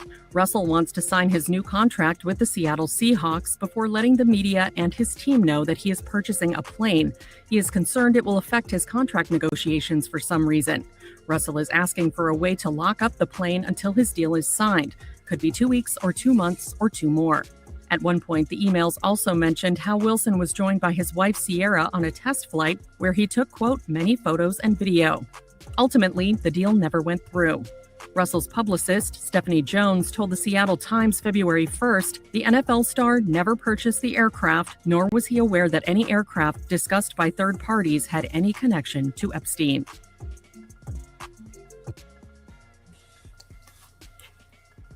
Are they trying to get Russell Wilson? Yeah, see, man, just being associated with certain people can get you. They said Russell was in it and he trying to buy a plane that he didn't get. I know he happy he ain't purchased that plane. Because everybody would have thought that he had something to do with the Epstein Island if he would have bought that plane. Yeah. So I'm sure he happy he ain't do that. Straight up. Yeah. I'm sure he happy he ain't do that. They say the mother of the child that Big U is alleged of having something to do with his homicide in Vegas is, I guess, going to be testifying at Big U's trial. You know, 600 and WACK, you know, they've been promoting about Big U's case for so long. So we don't know how true that is, but that's something 600 is saying. Yeah, you know, 600, him and WACK, they've been promoting heavy about Big U's case. But this, you know, this why people gotta understand this, man. You know, I'm sure Big U had WACK and 600 shook. You know, you can't lead with fear, man. You can't lead with fear with people, because when people are scared of you, they'll do things that you would never expect. Yeah. You know, I'm sure Big U wouldn't think that WACK and 600 would go to the point of where they want to promote to get him locked up. But this would happen. It ain't no rules. There ain't nobody your friend. You got associates out here. Ain't nobody your friend. You got associates, man. You know? You got associates, man. Ain't nobody your friend, man. They all associates. Straight up.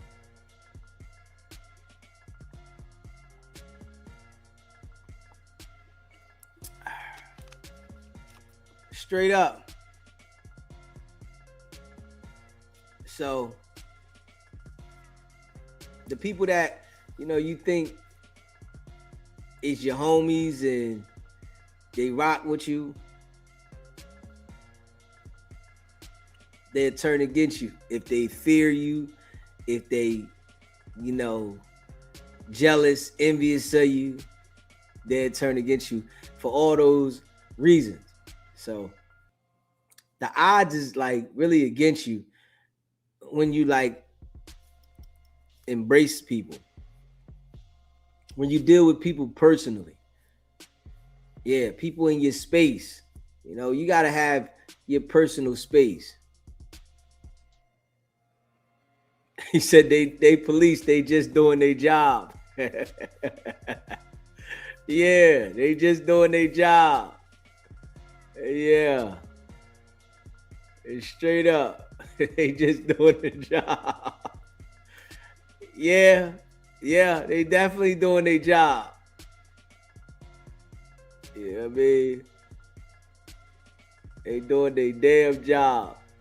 Them dudes running around and they having fun with it. You know, you can tell they having fun with doing their police shit. Straight up. They having fun with doing their police shit, man. Them jokers is definitely lame as hell. Yeah, they definitely lame as hell. Facts. Yeah, they definitely lame as hell.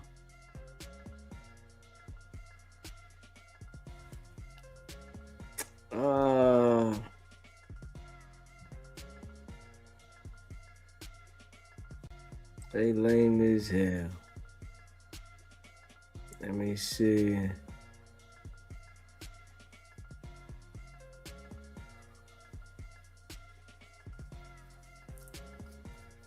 Let me see here. This shit wild.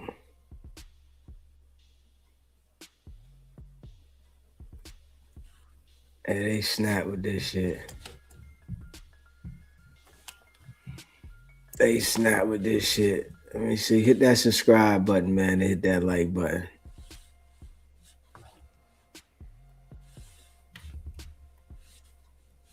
Yeah, they snap with this shit.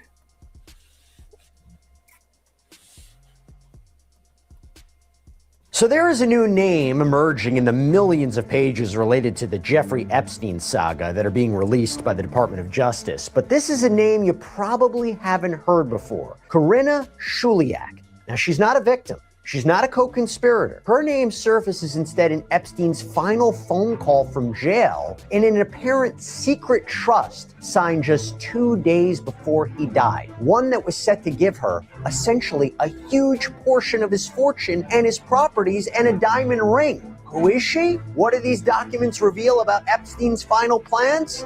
Let's talk about it. Welcome to Sidebar, presented by Law and Crime. I'm Jesse Weber. Oh shit. She just popped out the blue. Yeah, she just popped out the blue. For those out there to think, what happens if they're not around to take care of them? And I know life insurance is not fun to think about. By the Department of Justice, documents tied to one of the most disturbing sagas in modern criminal history. And right now, I want to talk about one woman in particular. This woman has quietly emerged, not as a victim, not as an accomplice, but as something different. According to the New York Times, she was the last known confidant of Jeffrey Epstein, the woman that he apparently called just hours before he was found dead in his jail cell. And that woman, according to the records, is Karina Shuliak. Now, why does that name matter? Because buried in those same files is a seemingly secret financial document signed by Epstein just 2 days before he died. And this document appears to place her at the center of his final financial plans, outlines an extraordinary bequest. More than $100 million was set to go to her. And also his private islands, his Manhattan mansion, a 33-carat diamond ring described in Epstein's own handwriting as given in contemplation of marriage? So who is Shuliak? Well, the Times reports that Shuliak is a Belarusian immigrant, a dentist, a woman who remained close to Epstein during his final days in custody. This is, by the way, when much of the world had turned away. She's almost invisible in the official record because everybody talks about Ghislaine Maxwell, but when you read these financial documents, she is central to his life, central to the future that Epstein appeared to be planning. And the questions now surrounding her, the mystery only deepens because also buried in those files are details that are even more unsettling. An email from Sarah Ferguson, the former Duchess of York, congratulating Jeffrey Epstein on the birth of a baby boy in 2011. A diary entry from a teenage victim who writes that she was made to feel like a human incubator for what Epstein allegedly described as his superior gene pool. This is all incredibly unsettling. We're trying to unpack as much as we can from the Epstein saga and this deep dive into what his life was about and the questions that still linger. I mean, what else don't we know about Jeffrey Epstein and the world that he left behind? So if you're just joining us, or even if you've been following this whole thing from the very beginning, just want to lay out for everyone what's going on so we're all on the same page. For years, the name Jeffrey Epstein meant a few things to the public. Financier, the registered sex offender, the guy with the island, the one with the powerful friends, but the full, ugly machinery of it all, that was locked up. It was sealed. It was hidden in vaults, redacted files. Now that changed, or at least started to change with what's been called the Epstein dump. It wasn't one big reveal. It was a slow court-ordered trickle of documents released under the Epstein Files Transparency Act. Millions of pages, emails, flight logs, depositions, police reports, financial records. A lot of it is exactly what you would expect. Disturbing, suggestive, grim, procedural, and it kind of lays out what this guy's life was like and who he was talking to. But in that mountain of paper, we have started to uncover threads that appear to deviate from the main story here. Threads that pointed beyond the criminal activity or the alleged criminal activity towards what he was building, who he was protecting, what he intended to leave behind. And that is where we get to Karina Shuliak, because she wasn't in the headlines about the victims or the trial. She wasn't Ghislaine Maxwell. Her name popped up in the financial documents, a trust, a will, the asset lists, the stuff that deals not with the past, but with the future, what Epstein planned. And one of the biggest funds that we have uncovered is a document called the 1953 Trust. It was dated August 8th, 2019. Now, Epstein signed it while he was in jail, right? This is as he was awaiting trial on federal sex crimes charges, sex trafficking. And then 2 days later, after he signed it, he's dead. And the document was basically his blueprint for what happened to his empire, valued at over $600 million at the time after he was gone. And by the way, we knew about this document. It was referenced in his will, which was publicized. It was mentioned in litigation over the years, but we really didn't know the exact content of it and what it shows us. It was kind of a secret. So this is big.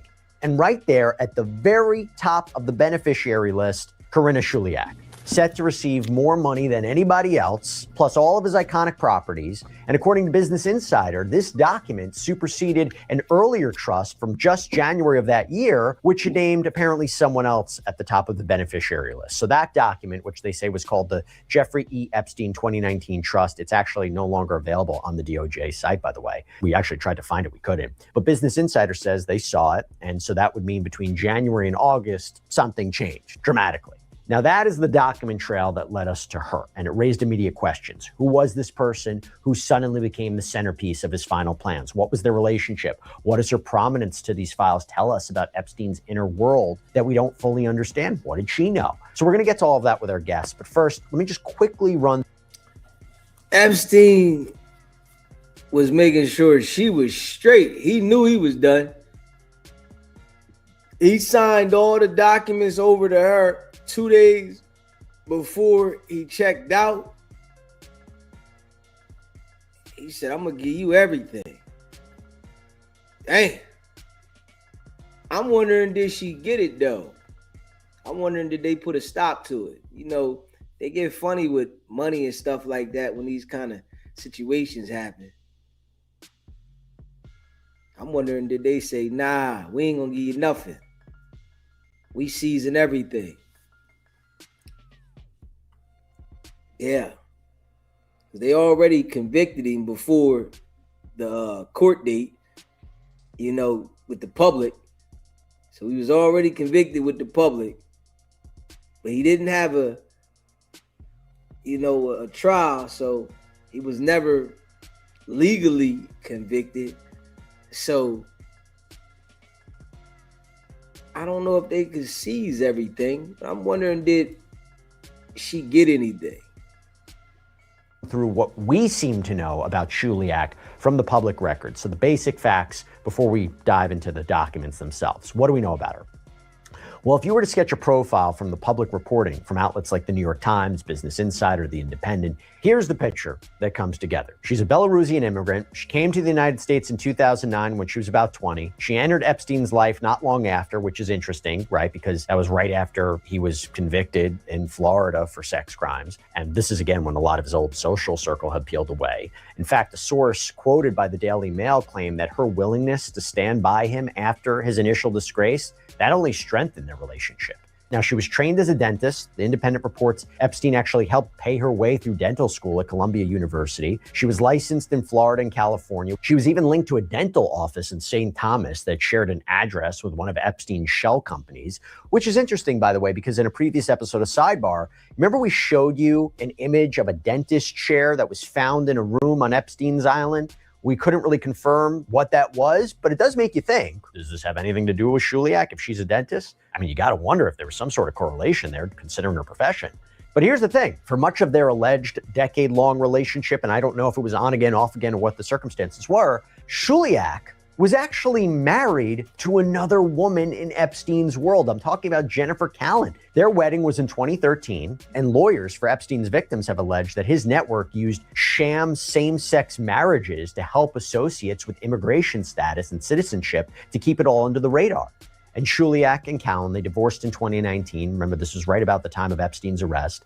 Personality-wise, the descriptions based on the reporting, they're all over the map. Some sources called her the inspector, that she was madly jealous of him, monitoring who he was talking to, his contacts. Others, like author Michael Wolff, who dined at Epstein's home, had this kind of friendship with him, recalled her as, quote, absolutely silent in company. But two facts are consistently reported, and they're crucial.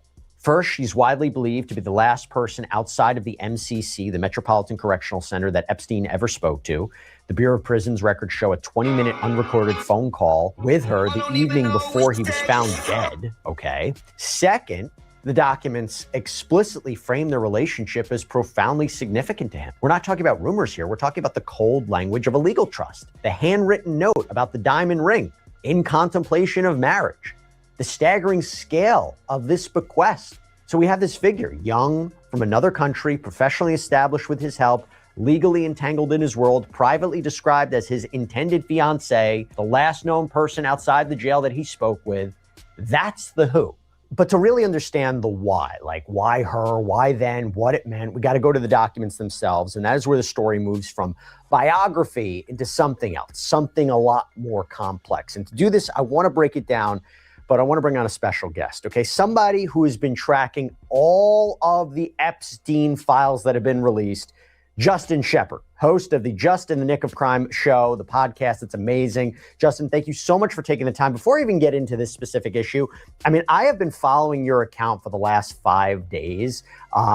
You have been very specific in what you've noted from the document release. Generally speaking, what do you think some of the biggest takeaways are from this Epstein file release in the last few days?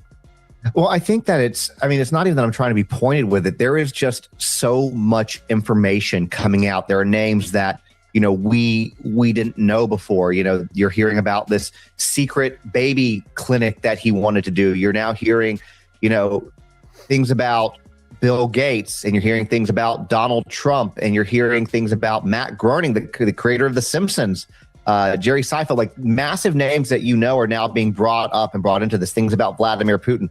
So it's really all over the place. One thing that's kind of a takeaway for me, it's really insane how massive this network was, how many very well-known people are in this network, are being named or somehow in this sphere of influence, if you will.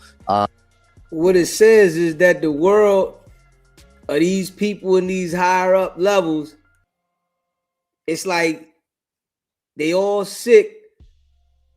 They got to be sick to be a part of the clique. And it's a lot of sick shit going on. Obviously, just being in that sphere does not equate to committing a crime. But just being in that, the amount of access that Jeffrey Epstein had to these people, and nobody really knew about it until this whole document dump started coming out. It's almost mind-boggling. And again, let me just put the caveat. Somebody might know Epstein, somebody might have been in his orbit per se, doesn't mean that they were involved in criminal activity Correct. or had knowledge of criminal activity. But obviously, being mentioned with him is so toxic. And the interesting part about this too, what's happening, and before we get into Corinna Shuliak, the Clintons, right? The Clintons have now agreed to testify on Capitol Hill about Jeffrey Epstein. I was listening to Cuomo last night on News Nation, and he had on Vicky Ward, and he asked her, what would you want the Clintons to be asked? And she was basically, I want to know, like, what were they expecting from Epstein? Like, what did they think they were going to get? What do you think about the Clintons and what they might testify to regarding him? So the Clintons are an interesting group of people. Bill Clinton, going back to even his time in office, even his time as governor of Arkansas, there have been rumors surrounding him with impropriety with young girls, et cetera. I'm not saying anything illegal, but just those rumors and speculation have been there for decades. At the same time, when you look at kind of everything that's gone on with Congress and the potential contempt, because I believe that they were going to vote for a contempt hearing later this week, I think possibly tomorrow, when they decided all of a sudden, okay, well, we'll go ahead and testify. I don't know what they're planning on doing, but here's what I do know. Both of them are incredible. Bill and Hillary Clinton are incredibly intelligent individuals. Both have law degrees. He's a Rhodes Scholar. She came from Yale. So whatever they're planning on doing, in my opinion, there was a method to their madness in delaying their testifying. And I'm very interested to kind of see what comes out of this. I think we all are. So we'll see what happens there. But now I want to go on to the main focus of this episode. Karina Shuliak, okay? Is this somebody that you knew before? Is this somebody, her name surfacing so prominently in these financial documents? A, what does that signal to you? And B, have you heard about her before? What do you know about her? So I'll answer the second one first, which is I had not heard about her before until this recent, document avalanche that we got. As far as everything, I mean, he's looking at leaving her a 33 karat diamond. I should have looked up what that was worth. I have no idea, but I would imagine millions and millions of dollars. The island itself, there was another $50 million in liquid assets. Plus, apparently, he was looking at a ranch and possibly a Paris property. So obviously, this person was somebody who meant a great deal to Jeffrey Epstein. Now, the reason for that, I'm not exactly sure. I also find it interesting that this will was signed by him 2 days prior to his death. Yeah. Isn't that funny? It's hard to overlook that.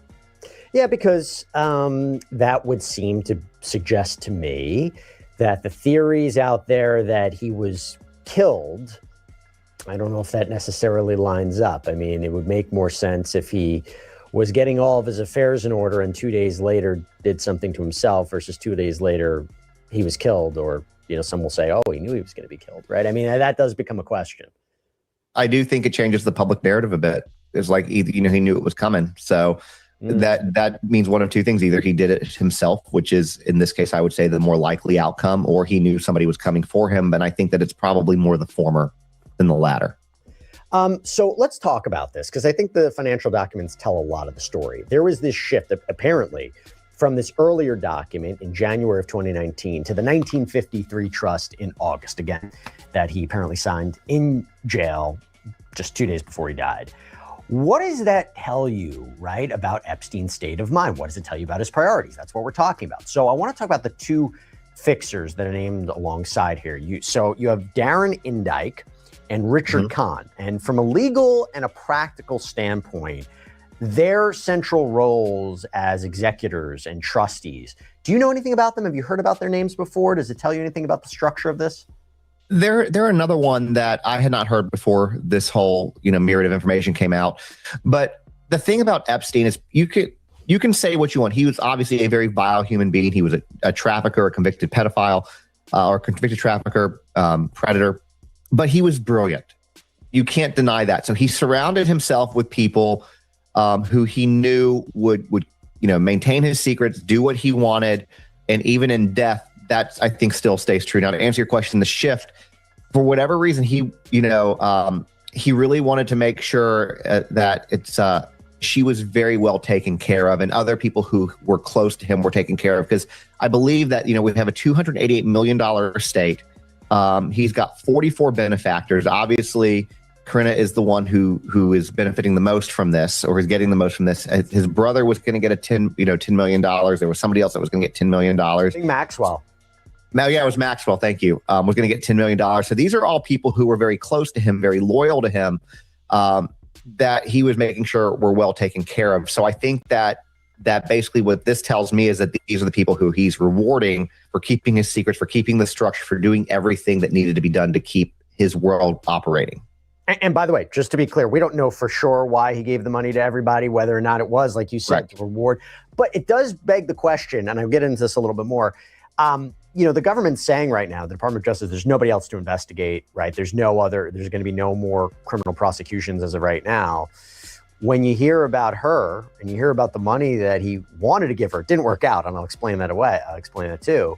I don't know if she's ever been interviewed. I don't know if she's ever been sat for interrogation. Not that I've seen. Not that's been released yet, at least. By the way, and this is also something to note as well. You put aside maybe the conspiracy theories about what happened in his death. This 20-minute unrecorded phone call that she had with him the night before he died. So maybe the last person that ever spoke to him. What do you make of that?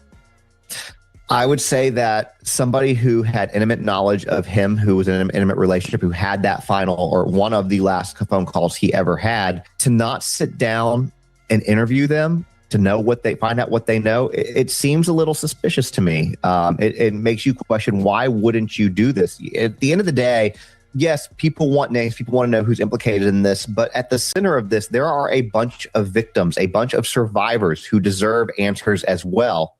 And if for nothing else, this is supposed to be the Department of Justice. The only way they're going to get justice is to have answers, and this woman could have a lot of those answers. So I'm with you. Why not sit her down and at least see what she has to say, do a recorded interview?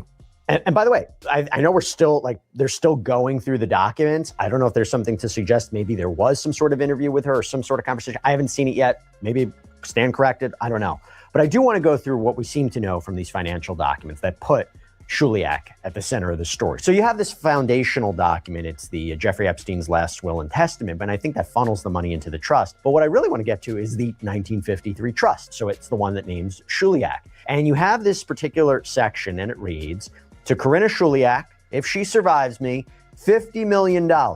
In addition, the trustees are directed to purchase an annuity for the benefit of Corinna Shuliak in the amount of $50 million. So that is the headline, $100 million dedicated to her. And then you have this next section, 2.3b, really breathtaking. It lists the specific properties for her. All of my interests, Zorro Ranch, New Mexico, the island known as Little St. James, the island known as Great St. James, 22 Avenue Foch, Paris, 358 El Brillo Way, Palm Beach, 9 East 71st Street, New York. You know, Justin, these are iconic properties, the islands, the townhouse, the ranch. This has all been under a part of an investigation. Leaving it to her, thoughts? I mean, it's a lot for somebody in their 30s. I mean, you're talking about millions, tens of $1 million of property, maybe more potentially, but I mean, it's a lot, and you have to question, why is everything going to this one person? Why are you not liquidating it? Why are you not having the state to do that? What is the method behind this, or the motive behind giving this woman all of this? There has to be a reason, and I don't even want to speculate what that reason is, because I have no clue. I don't know what's going through the mind of a madman, especially 2 days prior to his death. But it's very interesting, and I think it's one that definitely deserves a question that deserves a little bit more in-depth conversation and research. Conversation with her, perhaps. Yeah, and apparently there was another section that created a separate multi-million-dollar fund just for her. You wonder if that's to cover maybe operating costs for these states, like taxes, staff, upkeep. But then you go to pages 12 and 13, okay? And there are what seem to be handwritten notes in the margin. So next to the description of that 33-carat diamond ring, the handwritten note says, I had given to Corinna Shuliak in contemplation of marriage in the event the marriage is not consummated. Interesting. Justin, it seemed like he was going to be long-term with her. It does seem that way. And maybe that's part of it. At this point, I haven't seen, do we have any idea how long he was with her? How long they had been in a relationship? So I mentioned before that she was in his orbit from 2009. He'd been, I don't know when they started, if they were on again, off again, but they were basically together for a little bit, seemingly. And she had known him for quite a bit. So it does raise again a question about, what did she have access to? Because there's been so much talk about Ghislaine Maxwell, right? So much talk about her being his number two, his associate, his girlfriend. And there's not a lot of talk about Shuliak. And I'm not saying, by the way, that she has any knowledge or was part of anything that Maxwell or Epstein were up to. But again, this kind of money transfers are interesting. No, I would agree with you. And, again, everything at this point is speculation. And it's very strange, because things that you would once have said to anybody else, oh, this is just an absolutely wild conspiracy theory. Some of those things are coming out in these documents as apparently truth, and perceived truth, I should say. And so it's kind of hard to even guess what's reality and what's not with some of this, but you almost wonder, I'm trying to do the math. I know she's in her 30s now. If you go back to 2009, she was probably in her late teens, early 20s when they met. And, I almost wonder, was she being groomed to take over this empire for him? You make a really good point. And by the way, I should tell everybody, all of this money, all of these properties that the Epstein wanted it to go to, including her, didn't work out that way. the money, the properties didn't go. The estate went into a trust, which was used to pay out all the victims, the legal fees, the expenses.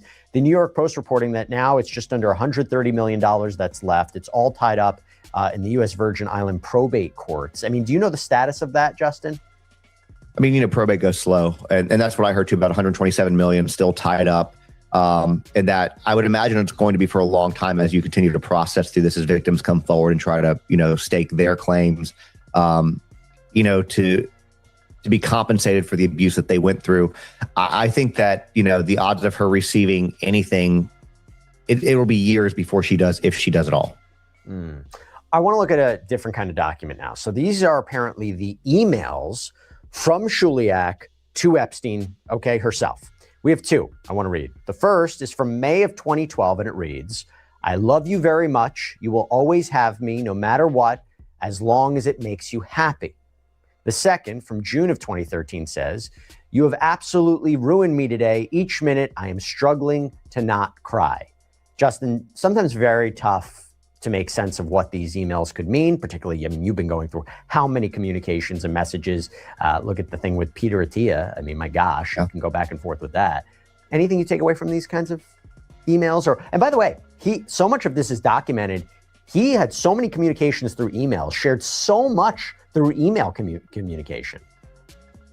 So, I mean, yeah, there's a lot through email. And to me, and I want to say to that point for a moment, it's insane to me how many very, very wealthy, powerful people just communicated so nonchalantly with him with some pretty incriminating, verbiage. Like they never thought it would. I mean, I guess I'm sure they never thought it would be seen. But, in my mind, and I know, you're an attorney. In my mind, I always think, well, if I'm going to send this email and it's going to be seen 5 years from now, am I comfortable with what it says? And it's like none of these people who are supposed to be these brilliant, highly intelligent world leaders, businessmen, et cetera, they're all just, emailing these things. And it's just, that kind of blows my mind. Now, to answer your other question, I think, and this is my opinion, I think that what you have is a situation of a young woman he met when she's like 20 years old. He's probably in his 50s or 60s at this point. Again, I'm not doing the math in my head, but, I feel that this is a grooming situation. So, you go back to what we saw last year with, the Diddy trial. We'll use this as an example. You saw these women who had great days with him. You would see the emails and the messages when they had great days with him, and you'd see the emails and the messages when they had bad days with him. At the end of the day, Jeffrey Epstein was a convicted predator. We know what he did. There's no question about that. And so I would imagine you have a young woman here trying to make sense of this much older man, this relationship that they're in, that he's kind of pulling the strings on everything, and she's struggling with it. We see that oftentimes in cases like this when you have people with a lot of power and then a, much younger dynamic. We also have this diary entry I got to mention as well. Now, I don't know who this is from, but this is kind of making a lot of headlines too. And as we're just talking about the writings, we're talking about communication. And the handwriting is kind of difficult to decipher, but this person writes about feeling like a, quote, human incubator, claims that Epstein talked about creating a superior gene pool. She mentions the pressure to play piano, as well as the reason that she was chosen. You've seen stuff about that, Justin, right? This idea, was there a secret child or something? Yeah, there's supposedly, and I believe, don't hold me to this, I believe I saw this morning right before I came on to speak with you, something that where Sarah Ferguson had, congratulated him. So 2011 email from Sarah Ferguson, casual congratulatory note. "Don't know if you're still on this BBM, but heard from the Duke that you have had a baby boy. Even though you never kept in touch, I still am here with love, friendship, and congratulations on your baby boy, Sarah XX." So, you look at that and you look at the funding that he was trying to do, allegedly trying to get into, as far as my wife and I were actually talking about this, because at this point, nothing's off the table. It's like, why would you want to have this secret facility? And I'm like, well, if you're into trafficking children and you can grow your own children that have no record, that's kind of, and I coupled that with another email. I don't know if you saw this one between him and a physician, where this physician I believe well-known, renowned neurologist, I forget his name off the top of my head, gives him a casual hint, and this is going to be disturbing, so I'm sorry. I mean, at least when you look at it in the context. And this physician, this doctor, is saying how babies, newborns, will suck harder on their pacifiers at the sound of their mother's voice. And it's just, that comment alone isn't disturbing, but when you look at it in the context of who it's being sent to, I don't think your mind can help but go to where your mind goes. And so you have all of this stuff where he's now putting himself with babies, like you said, the human incubator thing, with this potential secret facility that he's wanting to fund. There's just a lot of very, again, strange things that a month ago would have been outlandish conspiracies that are now we're seeing in writing and documents being dropped by the Department of Justice. And him with this fascination with Putin and Russia, and videos of his mouth, and a video of him chasing around what appear to be young girls, and a video and a picture of Andrew on top of what appears to be a young girl. It's very hard to make sense of it all and try to have a connective tissue. But given what we know about Epstein and given what we know about Ghislaine Maxwell, a lot of this just appears to be so dark, so sinister, so disturbing on multiple levels. I'll give you the final word, Justin. What else are you going to be looking out for as you continue to go through these documents? And is there anything that you've seen so far that would indicate to you, maybe we talked about maybe having further questions, but is there anything that you see that could potentially justify a prosecution of anybody? I think it depends. I think with what we've seen now, a prosecution, not necessarily, but an investigation, absolutely. I feel at this point, like you said, we're seeing some very, very dark things coming out of this, things that most people couldn't even comprehend exist until you really look at these. And in my opinion, no matter who the person is, if you were in this man's orbit, a thorough investigation needs to be brought upon you. That's just it. It needs to be looked into. There are real victims. There are child victims, for a nation who, we claim that we want to protect children. Here's your opportunity. Here's some very rich and powerful people, surrounding themselves, or one of the, most notorious pedophiles surrounding themselves with some of the richest, most powerful people in the world. This all needs to be scrutinized. Now, again, like you said earlier, like I said, just because you were in his orbit doesn't mean that you committed any illegal activities or knew that illegal activities were happening, but it at least deserves an investigation. No. That's my opinion. Justin Shepard, Just in the Nick of Crime. Let everybody know where they can find you. Watch your stuff because you are fantastic. And again, I've been following your social media for the last week, just trying to.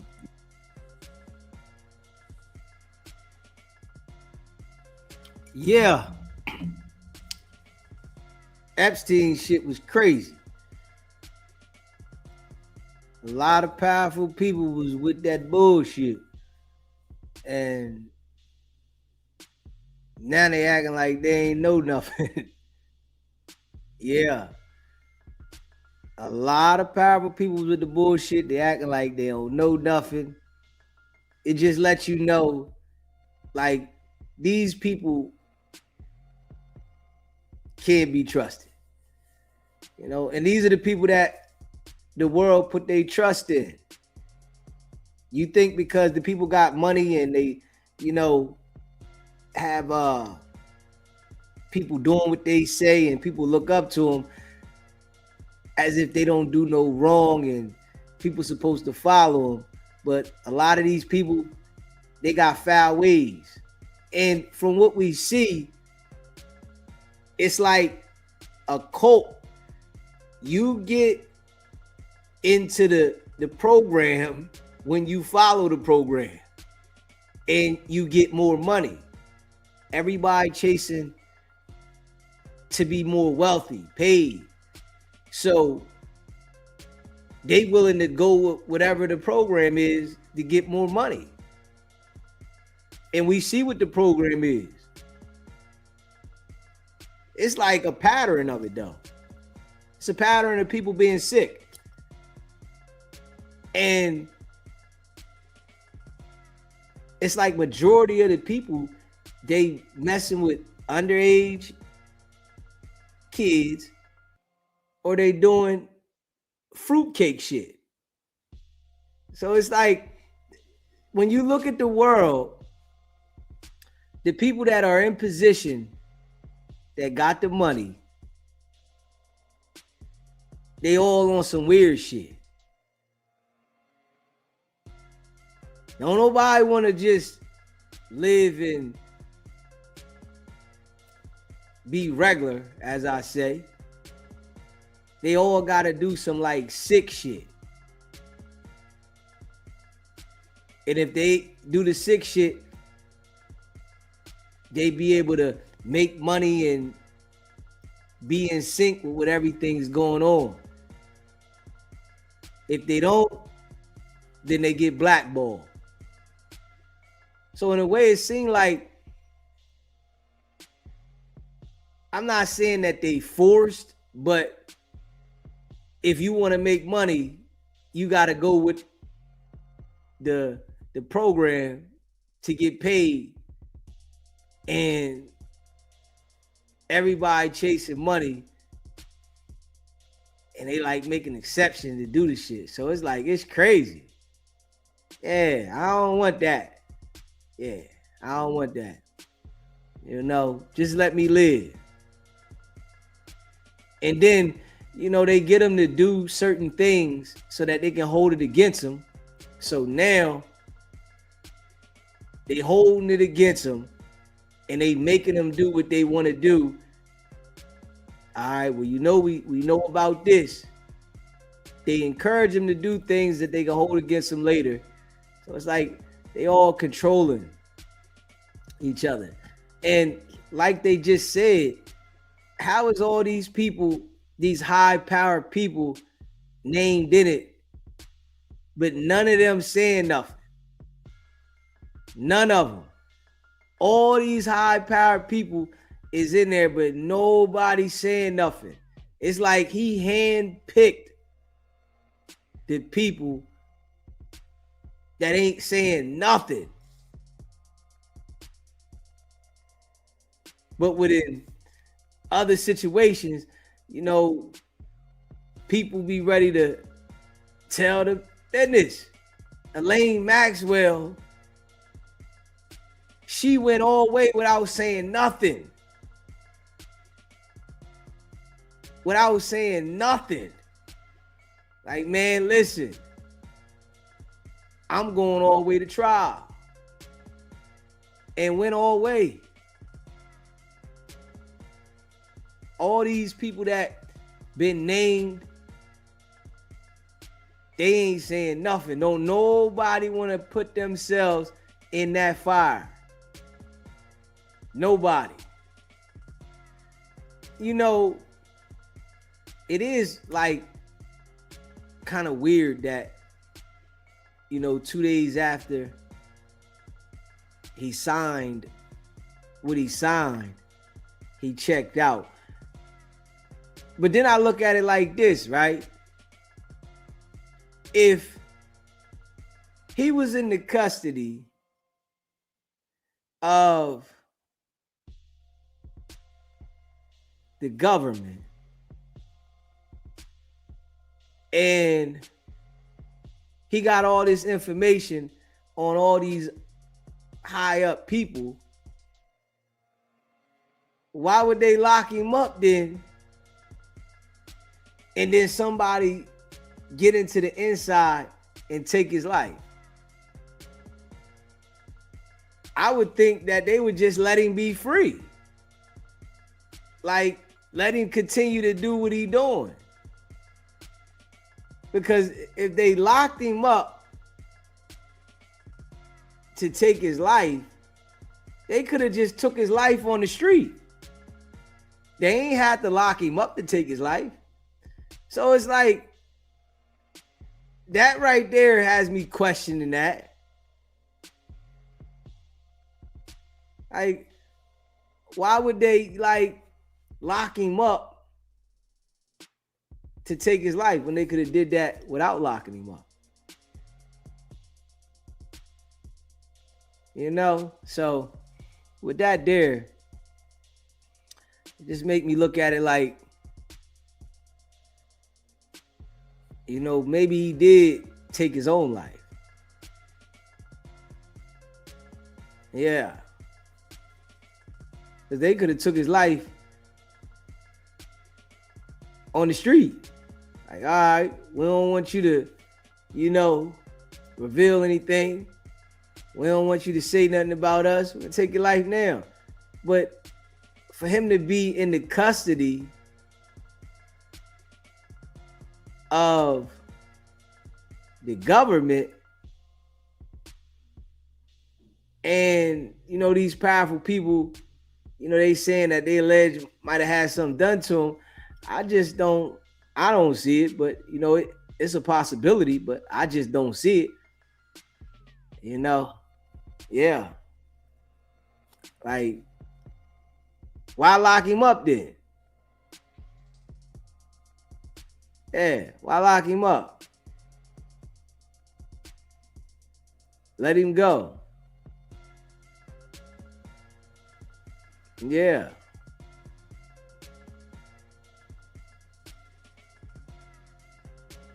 So I'm just thinking that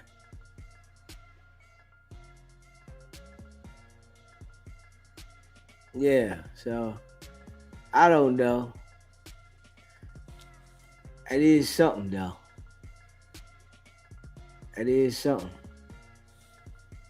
Yeah, smash that like button too, and hit that subscribe button. Yeah, I appreciate all y'all, man. Hit that like button, hit that subscribe button, man. It's your boy DZ. I appreciate y'all, man. Stay locked in, and y'all already know what it is, man. We're gonna get up out of here, man. I appreciate y'all. It's not about the setback. It's about the get back. Nah.